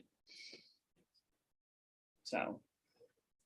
I think it's part of our responsibility to provide a safe, secure, clean environment for the people that are in the community. So I look at things as safety is always the top, no matter what we're talking about, safety. The next one down is men operations level. Okay, what do we have to do to keep the lights on in a safe condition? And then you have a whole bunch of things down below that you start adding on to the layer cake. But safety in my mind is always at the top. On the bridge, if we have to go spend $5 million next year, because if we don't, the occurrence of a safety issue goes way up, I'll always vote for $5 million. I don't want anybody to get hurt on the bridge. Likewise, I don't want to get anybody get hurt down on the beach or in the marina. So safety for me is always number one. Now, how you get there is the challenge. So you got to be as innovative as you can to try and come up with a way of servicing that need. But is it needed? Absolutely. That's great. And that's the feedback that we're looking for from you guys. And also with what you said, Heather, is, cleanliness. Like that's a big deal. It's a big deal to me, but cleanliness requires staff or hiring it out. And so that's what we need to hear from you guys. And these things are super important and we want to maintain, I don't want to put words in your mouth, but we're looking to put out a quality product is what I heard from you guys. Yes. We're a Hood River. Yes. And we are a destination resort, even though I don't think of it as a resort. We are. And so that drives the business of the whole town. So it's really important to everything in the town that this quality product exists and that we're just trying to figure out how do we make it work and how are we going to work that. So again, that's a bigger question, but right now we're just looking at next year's budget. And this is something, this is not just my item, this is John and I. He and I were, side by side with trying to figure this stuff out because he's got the facility staff. I just have the website, but with parking and whatnot, it's like, well, it's about this quality product with more people coming in, like what Genevieve said, and what you and said, Chris, we're gonna have huge amount of people. So, my phone just is going off the hook. So Darryl, John has a budget for staff. what I may suggest to you, and goes to John too, think of service level. You guys are really providing a service. Think of a service level, and the 3 gold star service level is as follows. The bathrooms get checked twice a day and cleaned if they need to. It's more The- like 5 or 6. Yeah. I don't know, you guys decide, but set up your service level and maybe you think about 1 or 2 different levels of service. And each of those levels are gonna be a different level of cost that you're gonna need. And I would suggest, you decide what you think we ought to have in our environment, and that's what you bring forward. But maybe have one in your back pocket if things are really, really tight and we gotta do something, well, what could you possibly do? But it all comes back to service level. That's what we're hearing from you is, we need to know, I'm not the person who can decide, I think we want a mediocre service level, because we need to, cut our expenses. Or it's like, no, mediocre's not okay, so we need to have better than that service level. We have attached in operations outline for you in the regular session that you'll look at, it kind of breaks that down, like, okay, the different ways we can get to there, like what you were talking about earlier, Commissioner Fox, is this is where we want to be, how do we get to it? And then giving the different options, like this is the goal. That's exactly right. And I think we, as much as any agency, present Hood River to visitors. We do want a certain level of service. I think the budget committee needs to see that.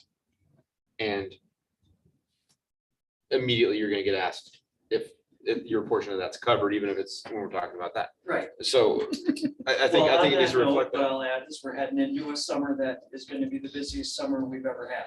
And we're gonna have a I labor shortage. absolutely know I will not be filling all the summer positions. That's not gonna happen.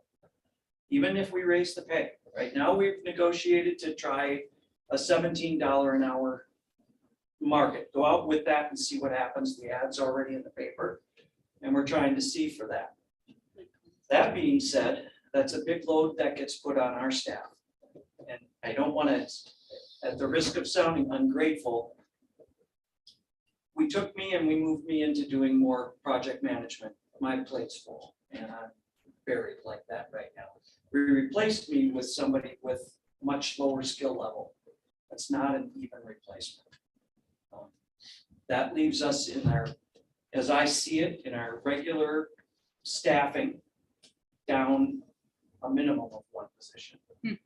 And we need to solve the summer help problem as well, because just getting me staffed to normal only gets us to where we're at right now. The summer help is what covers the bathroom hours. So I'd also like you to consider us changing our summer hours for bathrooms have always been basically 7 in the morning until 9 at night. I want to make the recommendation that we change our bathroom hours, and those bathroom hours are 8 to 6. That comes very close to matching the city's hours of operation in bathrooms. I can, with 1 person that works a 5-day work week, well, each person would work a 10-day. I can cover having our bathrooms cleaned all day long with regular full-time staff.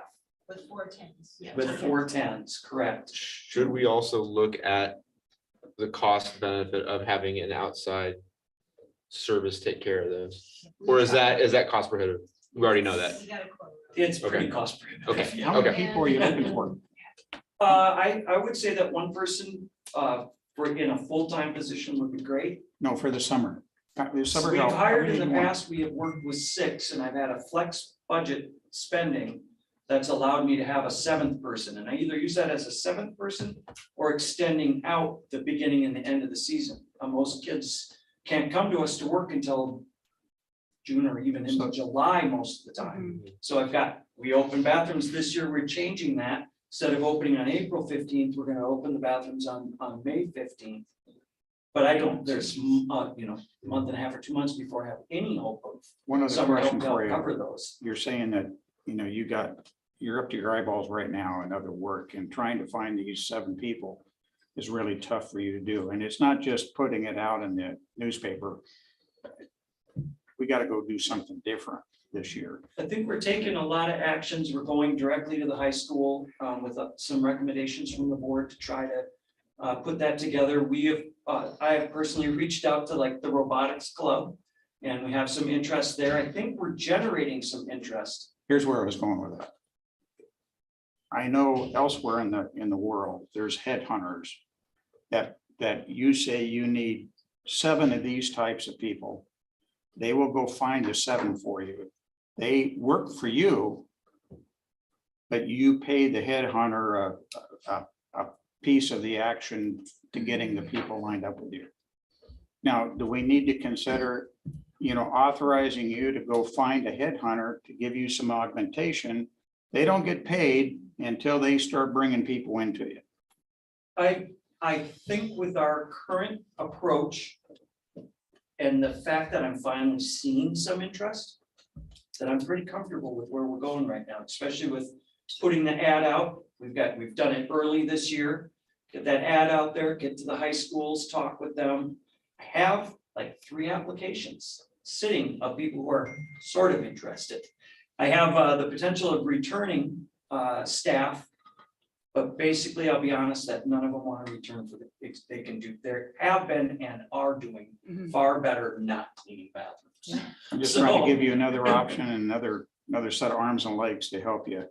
Just 5 minutes ago, it was kind of gloom and doom. It didn't look like we're going to get people. Now it's a little better. Well, I just want to help we you. went through this last summer as well. I had about 3 applications and none of them worked out. None of them would come to work. But it also sounds like that when you mention, the shifting of the positions, it sounds like your operation is in need of one more person. I believe that it is, because I think the trade that we made didn't give us an equal staffing. Is Because that gonna be in your budget request? I would like it to be, if that would be the board's request, I would very much like that to be. I have been asking for a long time. I think I've had that approval over the years. And I just don't think that the trade we've made really equals a new position. I don't think there are any arguments there. Mm-mm. How do we where would you have to hire? You said you're advertising summer help at 17, is that? That's correct. Where We do- were where able do you have just to- hire somebody at our step 2, which is that as well was very encouraging to me For the year round. for the year-round maintenance position that replaced me. Where do you have to be? I mean, I don't know who to answer this. Where do you have to be to hire those positions? Where do you think? Salary wise, do you I have to think be? right now, I believe that if I can leave step 1 out and we go to step 2, that I believe I could fill that position again, another position. I think it's the summer. I like that we're looking at ways to increase the summer, but when McDonald's is paying $9 an hour or 19 an hour, and Is it? I thought it was. Now I gotta 18. ask. Yeah. I gotta ask commissioners a question now. We're tying this back to Daryl. If we're going to request a certain level of service, do we need to then back that up by making sure we have staff that can deliver that? I think so. Absolutely. Yeah, does that funding come out of the general fund, or does it come out of fees? Because I know when I travel, if I want to stay someplace nice, I pay for it. And Where would that come from? It would just add to the deficit recreation. yeah, so, we, if it's at a board, we gotta consider, we want to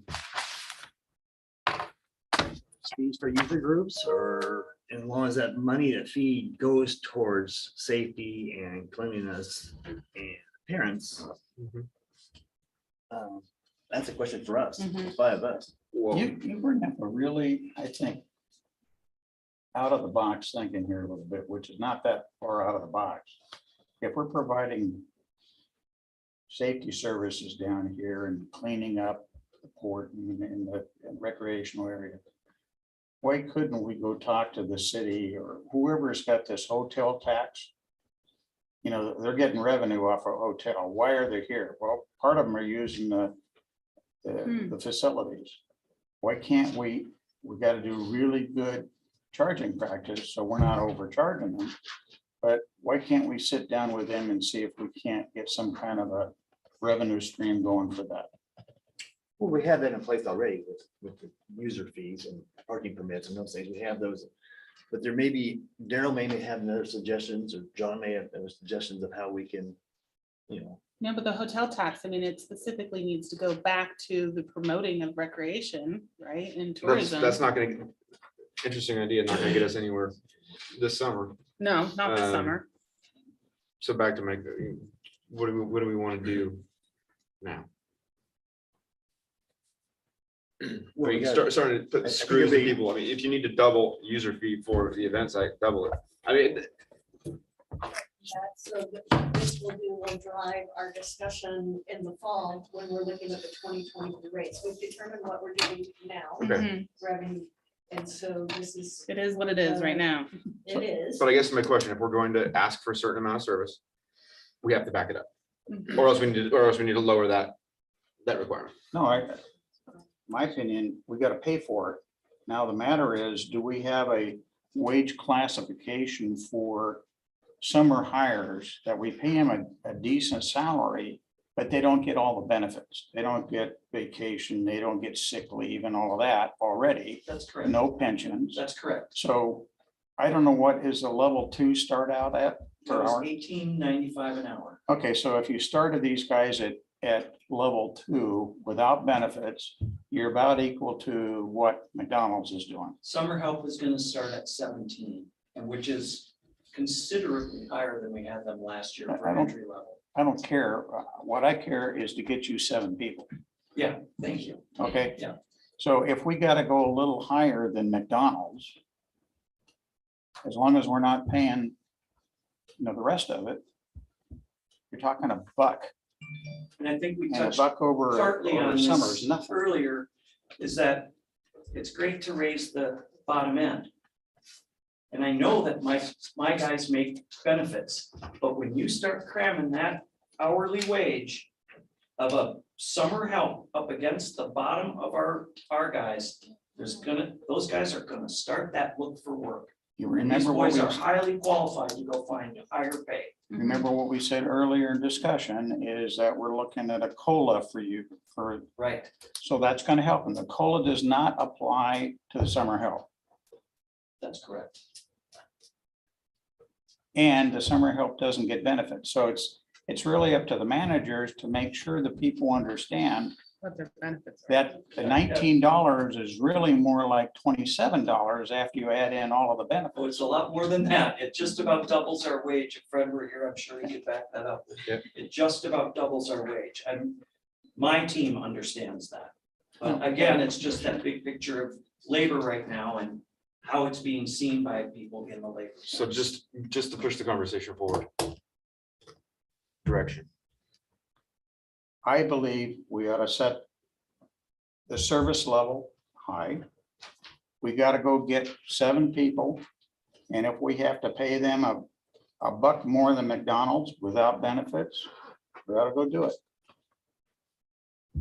Yeah, I'm with Mike. And also I think to have our marina or our event site be clean, I'd like to see the dog stations. And I know that's an expense also, but needed. And if we can get 7 people, I mean, ideally, if we had full staff, that of course is one of the lower priorities, but it's something that can be Mhm. brought back up This- with this- full yeah. staff. This is the part you guys can, I just want to get direction on. Yeah. Do it. Okay. Okay, I 5 gotta do people, do it. Okay, Okay, excellent.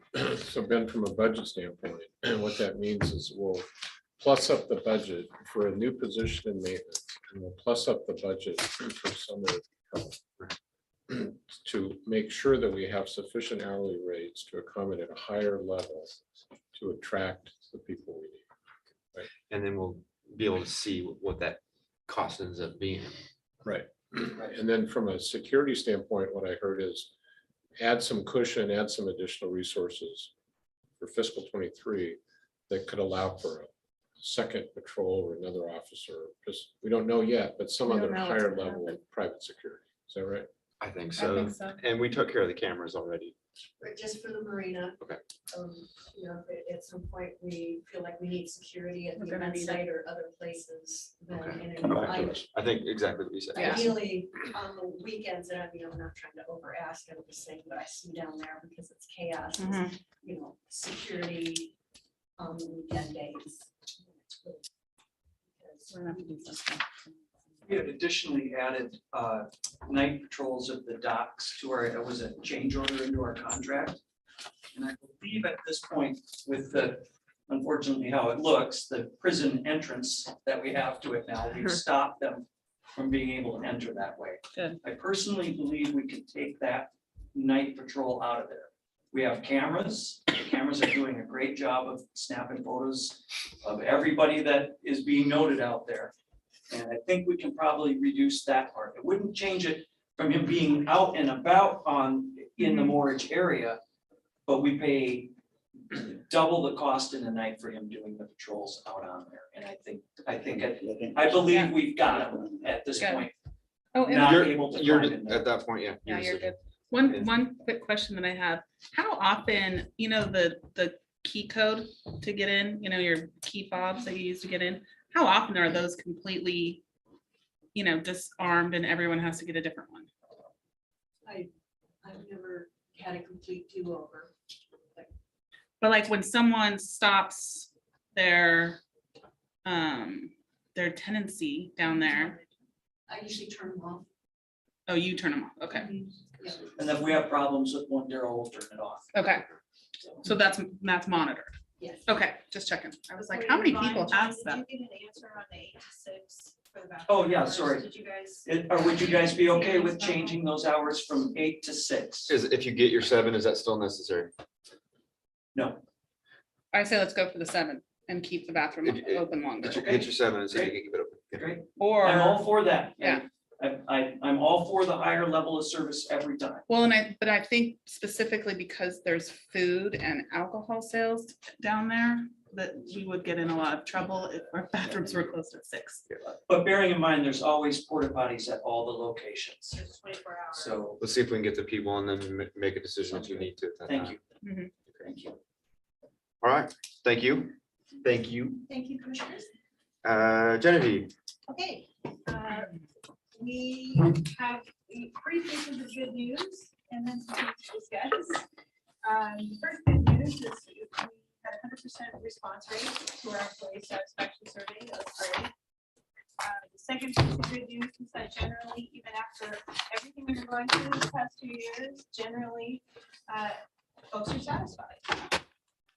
In the words of Anna Lee, who was our consultant at HR Answers, this is a good review. You know, if you think of it as that way of flipping the picture where your employees are reviewing you, this is a good review. And the third part is that we've got some really good data on some areas of improvement that we can talk about. So just real quick, the first one to consider where there was some expression of dissatisfaction was in performance recognition. Generally, as a public agency, the court does not give bonuses. We don't, you know, we very minimal little Christmas gift card, you know, it's not anything substantial in terms of financial recognition. Well done. And we don't really have a non-financial process for, we don't have an employee of the month program. We don't have, you know, any sort of non-financial thing there. So there's some direction maybe we should talk about implementing employee recognition practices both on the financial side and on the non-financial side. But in terms of budget consideration, it would be the financial one that we would really want to consider. Even distribution of workload, that's something that really is dependent not just on the department that you're in, but also the shift that you're working. Clearly, the 2 a.m. shift in the toll booth has a lot less to do than the 2 p.m. shift. So there's some stuff to talk about there on how maybe we can improve at least the perception of an even distribution of workload. I don't know, John, if you have any, especially in the summer months versus the winter months and large construction, large capital improvement versus small. There's some discussion we can have there. Commission feedback is appreciated. And then the rest of it is really based in internal communications and how do we interact, receive input from our employees, give input back to our employees, who's supervising who and how and when and where. A lot of that has to do with improving our internal communication process. We did have, especially in internal communications, we had some responses that folks just don't feel like they're in the loop at all. You know, if you're not on the administrative team, you have no clue what's going on with the board. You know, you get your newsletter twice a year and that's it. So what are ways that we can improve that process? Work-life balance came up as one person did respond that the ability to work from home did help a lot with the work-life balance, but there's only a select few people that have that as an opportunity, and very few take advantage of it at this point. At the beginning of the pandemic, I think there were more of us working from home, and it's nice to have that as an option, but it's not really there. I mean, generally, I think work-life balance kind of went out the window about March of 2020 for those of us that were here then. So it's something to really think about. But you guys all got the surveys, or any clear direction you guys want to take on these things? I don't think anybody's gonna argue that employee recognition in whatever form is important. So if there's recommendations you're gonna make there moving forward with different programs, I personally would love to hear them. I know from experience, you try to recognize with different, like a gift certificate or a gift or something that Right. you try to make thoughtful. And in the end, cash is financial Cash is king. is what people want. And I've been down the road like this, but I would support whatever you think is. Okay, so we'll maybe come up with a little program. I mean, that might be it might be easiest to start with it, just I mean, you can Google lots of employee, you know, it's almost like incentive programs or even like recognition games, and you can, you know, implement some non-monetary ones at first and then, you know, they're out there. I'll talk to you. Okay, I've got a couple. all on my ideas sleeve. are welcome. I'd like to add, though, I think we should incorporate the CFO in that discussion with Genevieve. Yeah. She's Oh, for an sure. important person. I think we should maybe just hold off and we get the new CFO in place, and they may have some ideas and insight for you. On the financial side or the non-financial too? in terms Oh, of- Both. Just- Okay, Yeah. because you may end up only having one. right. It's a relatively small group. The other thing, when you get your CFO, think about is building a little team to make a recommendation to you. So go get some of the employees themselves Right. and let them talk about it and bring an idea to you. It's theirs, it's not yours. I'd like to interject that Genevieve, there might be some legal parameters around some of Right. these, so let's have Yeah. a chat as well. Yeah. We can't just do anything we want. Because under the new old format, the CFO was in charge of human resources. So is that going to be the new format as well, or you can't say that right now? Well, Because if the individual is going to be in charge of human resources, he needs to talk to Genevieve and be involved in the conversation. Oh, absolutely. Yeah. I kind of missed part of that conversation, but we are shifting away from that in part for practical reasons. We don't have a CFO. The CFO has historically been the supervisor of the toll staff.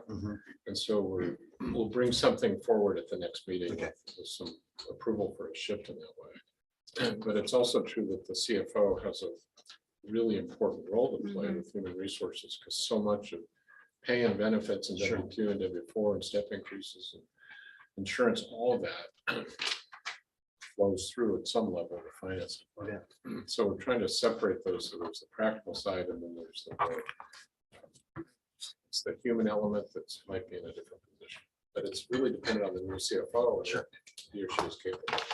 The other thing I think that would be a good idea for some project, maybe down the road, is I know that employees look at their hourly amount that they make, and in the beginning, they get very excited about their benefits package, but about 6 months into their job, they kind of forget that they are getting a significant amount more than is actually showing on their paycheck. And so maybe in our company, we actually monetize basically what they're getting when you include all of the stuff, and that might change some people's perspective on things if they really knew how much frosting. I do the exact same thing. I line item everything. Yeah, Absolutely. I really agree with that. Absolutely. And that drives to kind of one of the tricky mental gymnastics we have to do in the work where part-time employees do not accrue vacation time. And, you know, that's a significant number of our staff. So maybe one of those non-financial benefits is an extra day off. I mean, you know, we have part-timers who've worked part-time for the court for 20 years, right? So you think about, you know, they're not working 40 hours a week, but they're here every week and they show up and they do their jobs well. And, you know, maybe there's something where we can make an extra allowance for something that would have been in the benefit package. Were they eligible for it? So we kind of have to bifurcate between those exempt employees and those non-exempt and think of different, you know, it's not a one size fits all for those two. Would proper direction today be to say, we support you working on that, talking to CFO when in place, and let us know what that requires of us? And Yeah, and I do think. because I don't, in a specific, we should do this, I don't think matters right now. I think just direction, like, we support doing this. Right, but the CFO should Be a part of that. Should drive it, yeah, not us. Yeah. And a piece of that, it may not belong here, tell me so, but I think the CFO with the board and others need to consider elevating an HR manager's role. We take a look at what we're doing to the organization over the next 8 years, we're gonna move things around a lot. Would a more professional HR person help ease through that transition, establish certain, you know, benefits and so on? And I'm not saying a full-time person. But Didn't the somebody board have a that's an full-time HR person when I started doing this?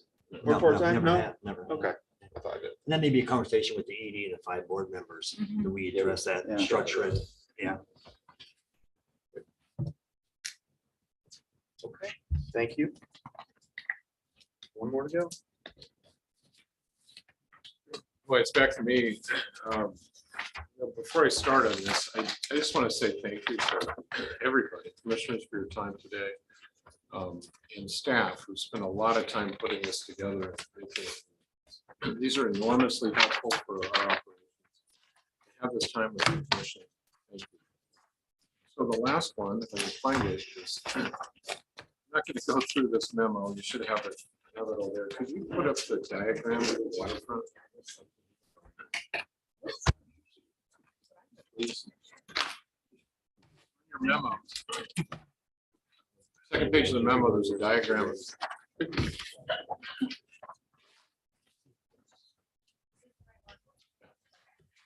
So here's a diagram that shows most of the outline of the waterfront urban renewal district. That district is frankly, it's propped up as one of the best ever in the state of Oregon for its performance.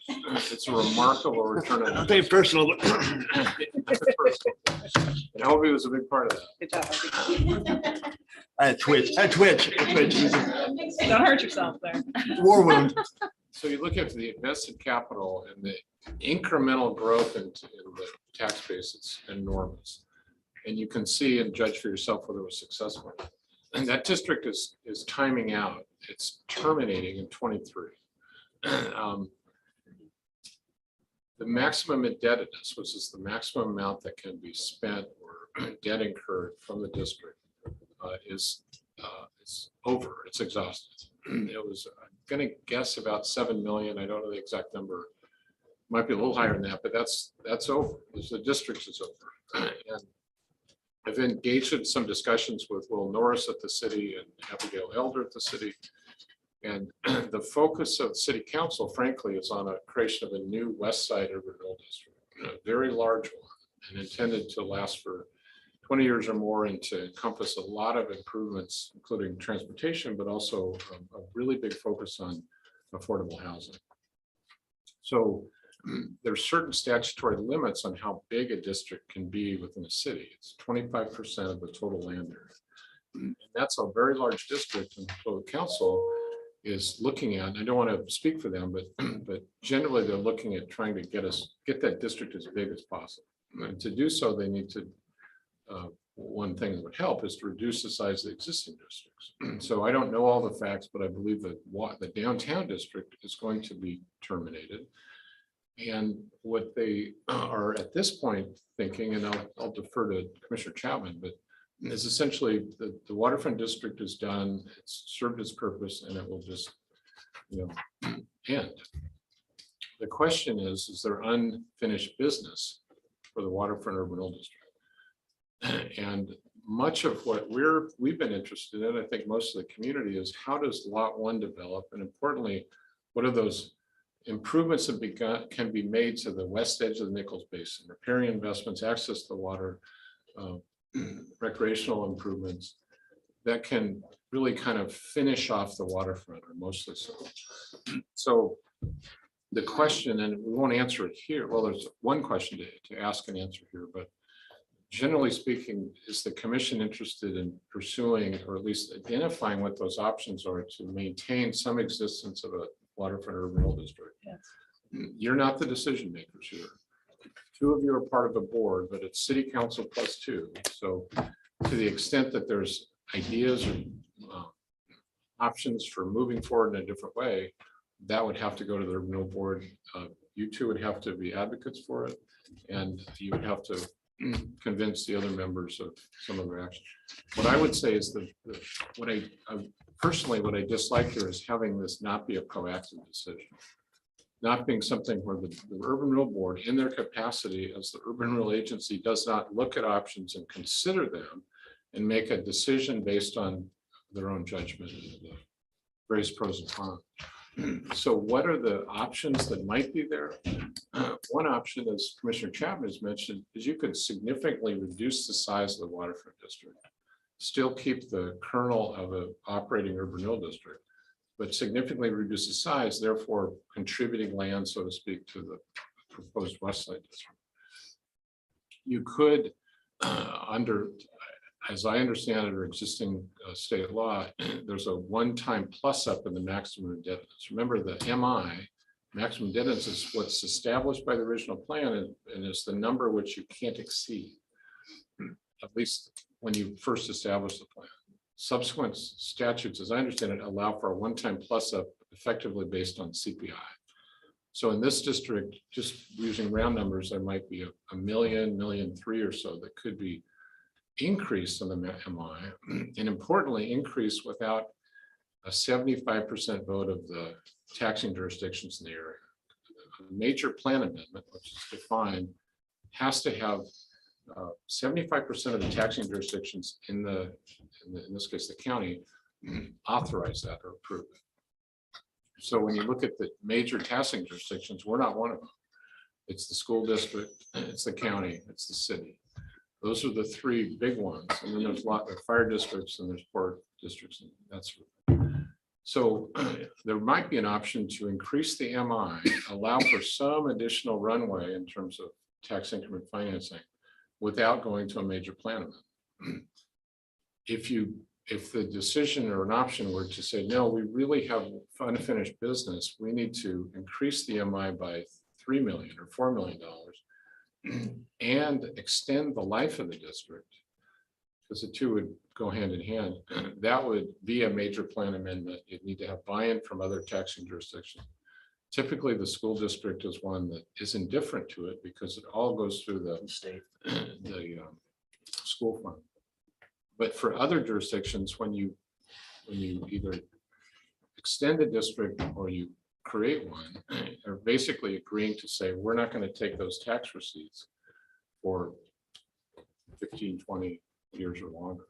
The point here is simply that there are options. You could decrease it significantly. One option is to pull it back so the district is only the size, for example, of lot 1, lot 900, and the Nichols Basin, but also the hotel property.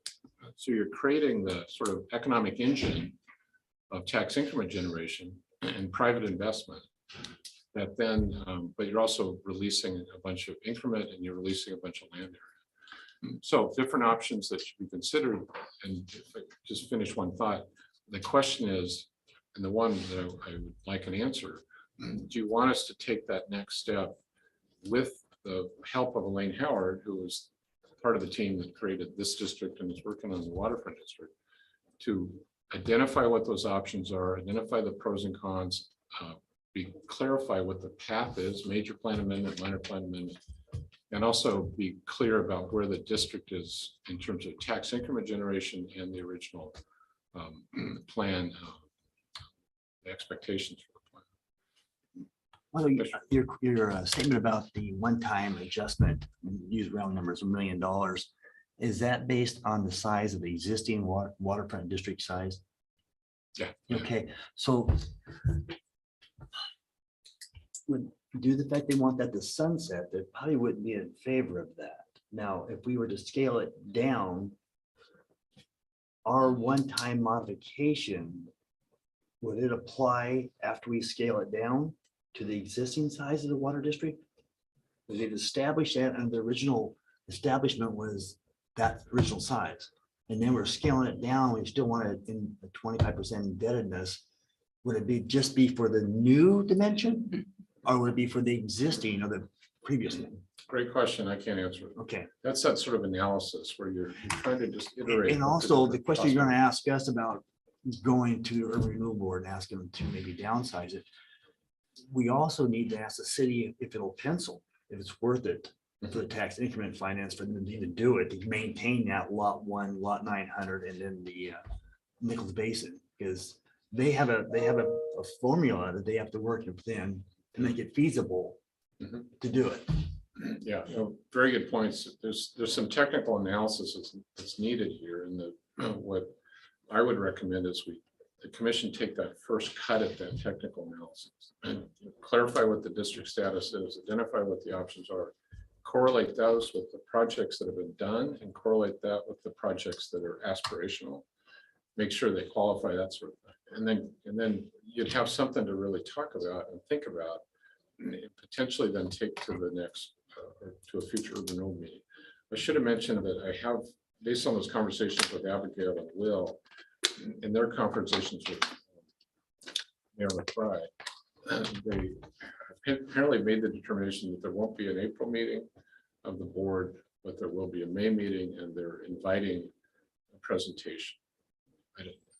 The last time we left off, remember, with the Waterfront District was in 2019. We put a lot of effort into talking about lot 1, talking about the infrastructure framework plan and all that. And then the stormwater line hit. And that stormwater line was so surprising that the amount was so great that the board made the necessary decision to say all of the remaining MI, that potential spending, so to speak, will go for the stormwater line. So that effectively just ended any further discussion about Waterfront District. And then COVID hit, and everyone has forgotten about that. And now there's attention paid to the West Side District. So it's kind of like, let's go back to where we were before. Let's update it, the district options, and consider what their pros and cons are, and engage with the discussion. I think Will may have that information based on each lot down there, the potential for tax increment finance and revenue. I think he does. Oh, yeah, I bet he does. Yeah. An interesting little twist is lot 900. If the commission's given direction on that project would generate private investment, which would increase the property tax and increase the tax increment. So there's sort of the core of a economic engine, so to speak, based on urban renewal that could exist almost solely on port property and based almost solely on port investment. And so if a future extended district also included lot 1, for example, any investment that occurs there would generate incremental growth. And so it could be a scaled version that's really more focused on these remaining undeveloped port properties. So the question is, do we want you to pursue that? Correct. That initial assessment. I'm getting nods that yes. Oh, yeah. 5. I think, yes. You know, it may take a situation where we may have to fund some studies to ourselves. Subsidize the city, we may fund some our own studies. True, and this one, this initial phase, which I, ballpark $8,000 or so, that'd be on. It's not our ballpark, we're just a visiting team. Exactly. Yeah, that's the way it is, and so we may have to fund, well, we did earlier. Yeah, so the second part of that is simply maybe self-evident, but Commissioner Gearing and Chapman will work on this evaluation, and we'll need to brief, Elaine will need to brief you too on all the details of it and think ahead. I think you need to make contact, not now, but in future weeks with your other board members. Talk to them about it, understand where they're coming from. That stormwater line was such a major hit, and it just changed the dynamic completely. And so there's less interest in lot one. There's, I think, a belief that any investment made in infrastructure in lot one is only benefiting the Port of Hood River. And the question is, why would you invest to only contribute to the port? There's different perceptions that have to be understood. And then we have to be able to respond to them. I think Elaine Howard, who's a longstanding expert in this field, is someone that has an objective third party that can help not only brief you, but also be there at the board meeting for any discussion. So that's Can you just clarify? So the stormwater line, I saw in a line item was 300,000 for stormwater. What did urban renewal money finance? Like 5 million. I think it was 2.6-ish. So that they finance But the also actual they- new storm line, that 300 is us tying the maritime building. Into the new properties line. Into that new line. Got it, which okay. The private owners have to take care of. Okay, and that's Stub it what in. exhausted But the, there is a separate, we've carried a separate contingency amount in case, because for a time there, we felt the port was going to be requested to contribute $1 million. When the financing was so uncertain, they were really fortunate. They got an ARPA. Yeah. No, it was a congressionally directed spending grant through Senator Merkley's office at 1.6. So they've done a lot of things to help close that gap a lot. So our contingency's been going down, but we've always carried one in case we got a knock on the door. Did they get those lottery funds? Did they get those? Did it? No. It never came through. Well, then. no, it might have come back to Came second, back next to get time. session. Yeah, that's how it Yeah, worked. right. Okay. Janine? Okay. What else? Is there anything else? It says other. Is there any other topics or any other? Okay. This planning work session is adjourned. Do we have to wait until 5 o'clock or can we do a regular No, session? no, it's noticed Right to afterwards. convene immediately upon Okay. adjournment, but we-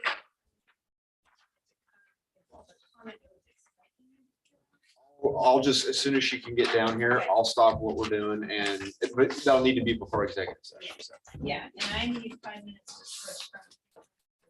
great time for a break.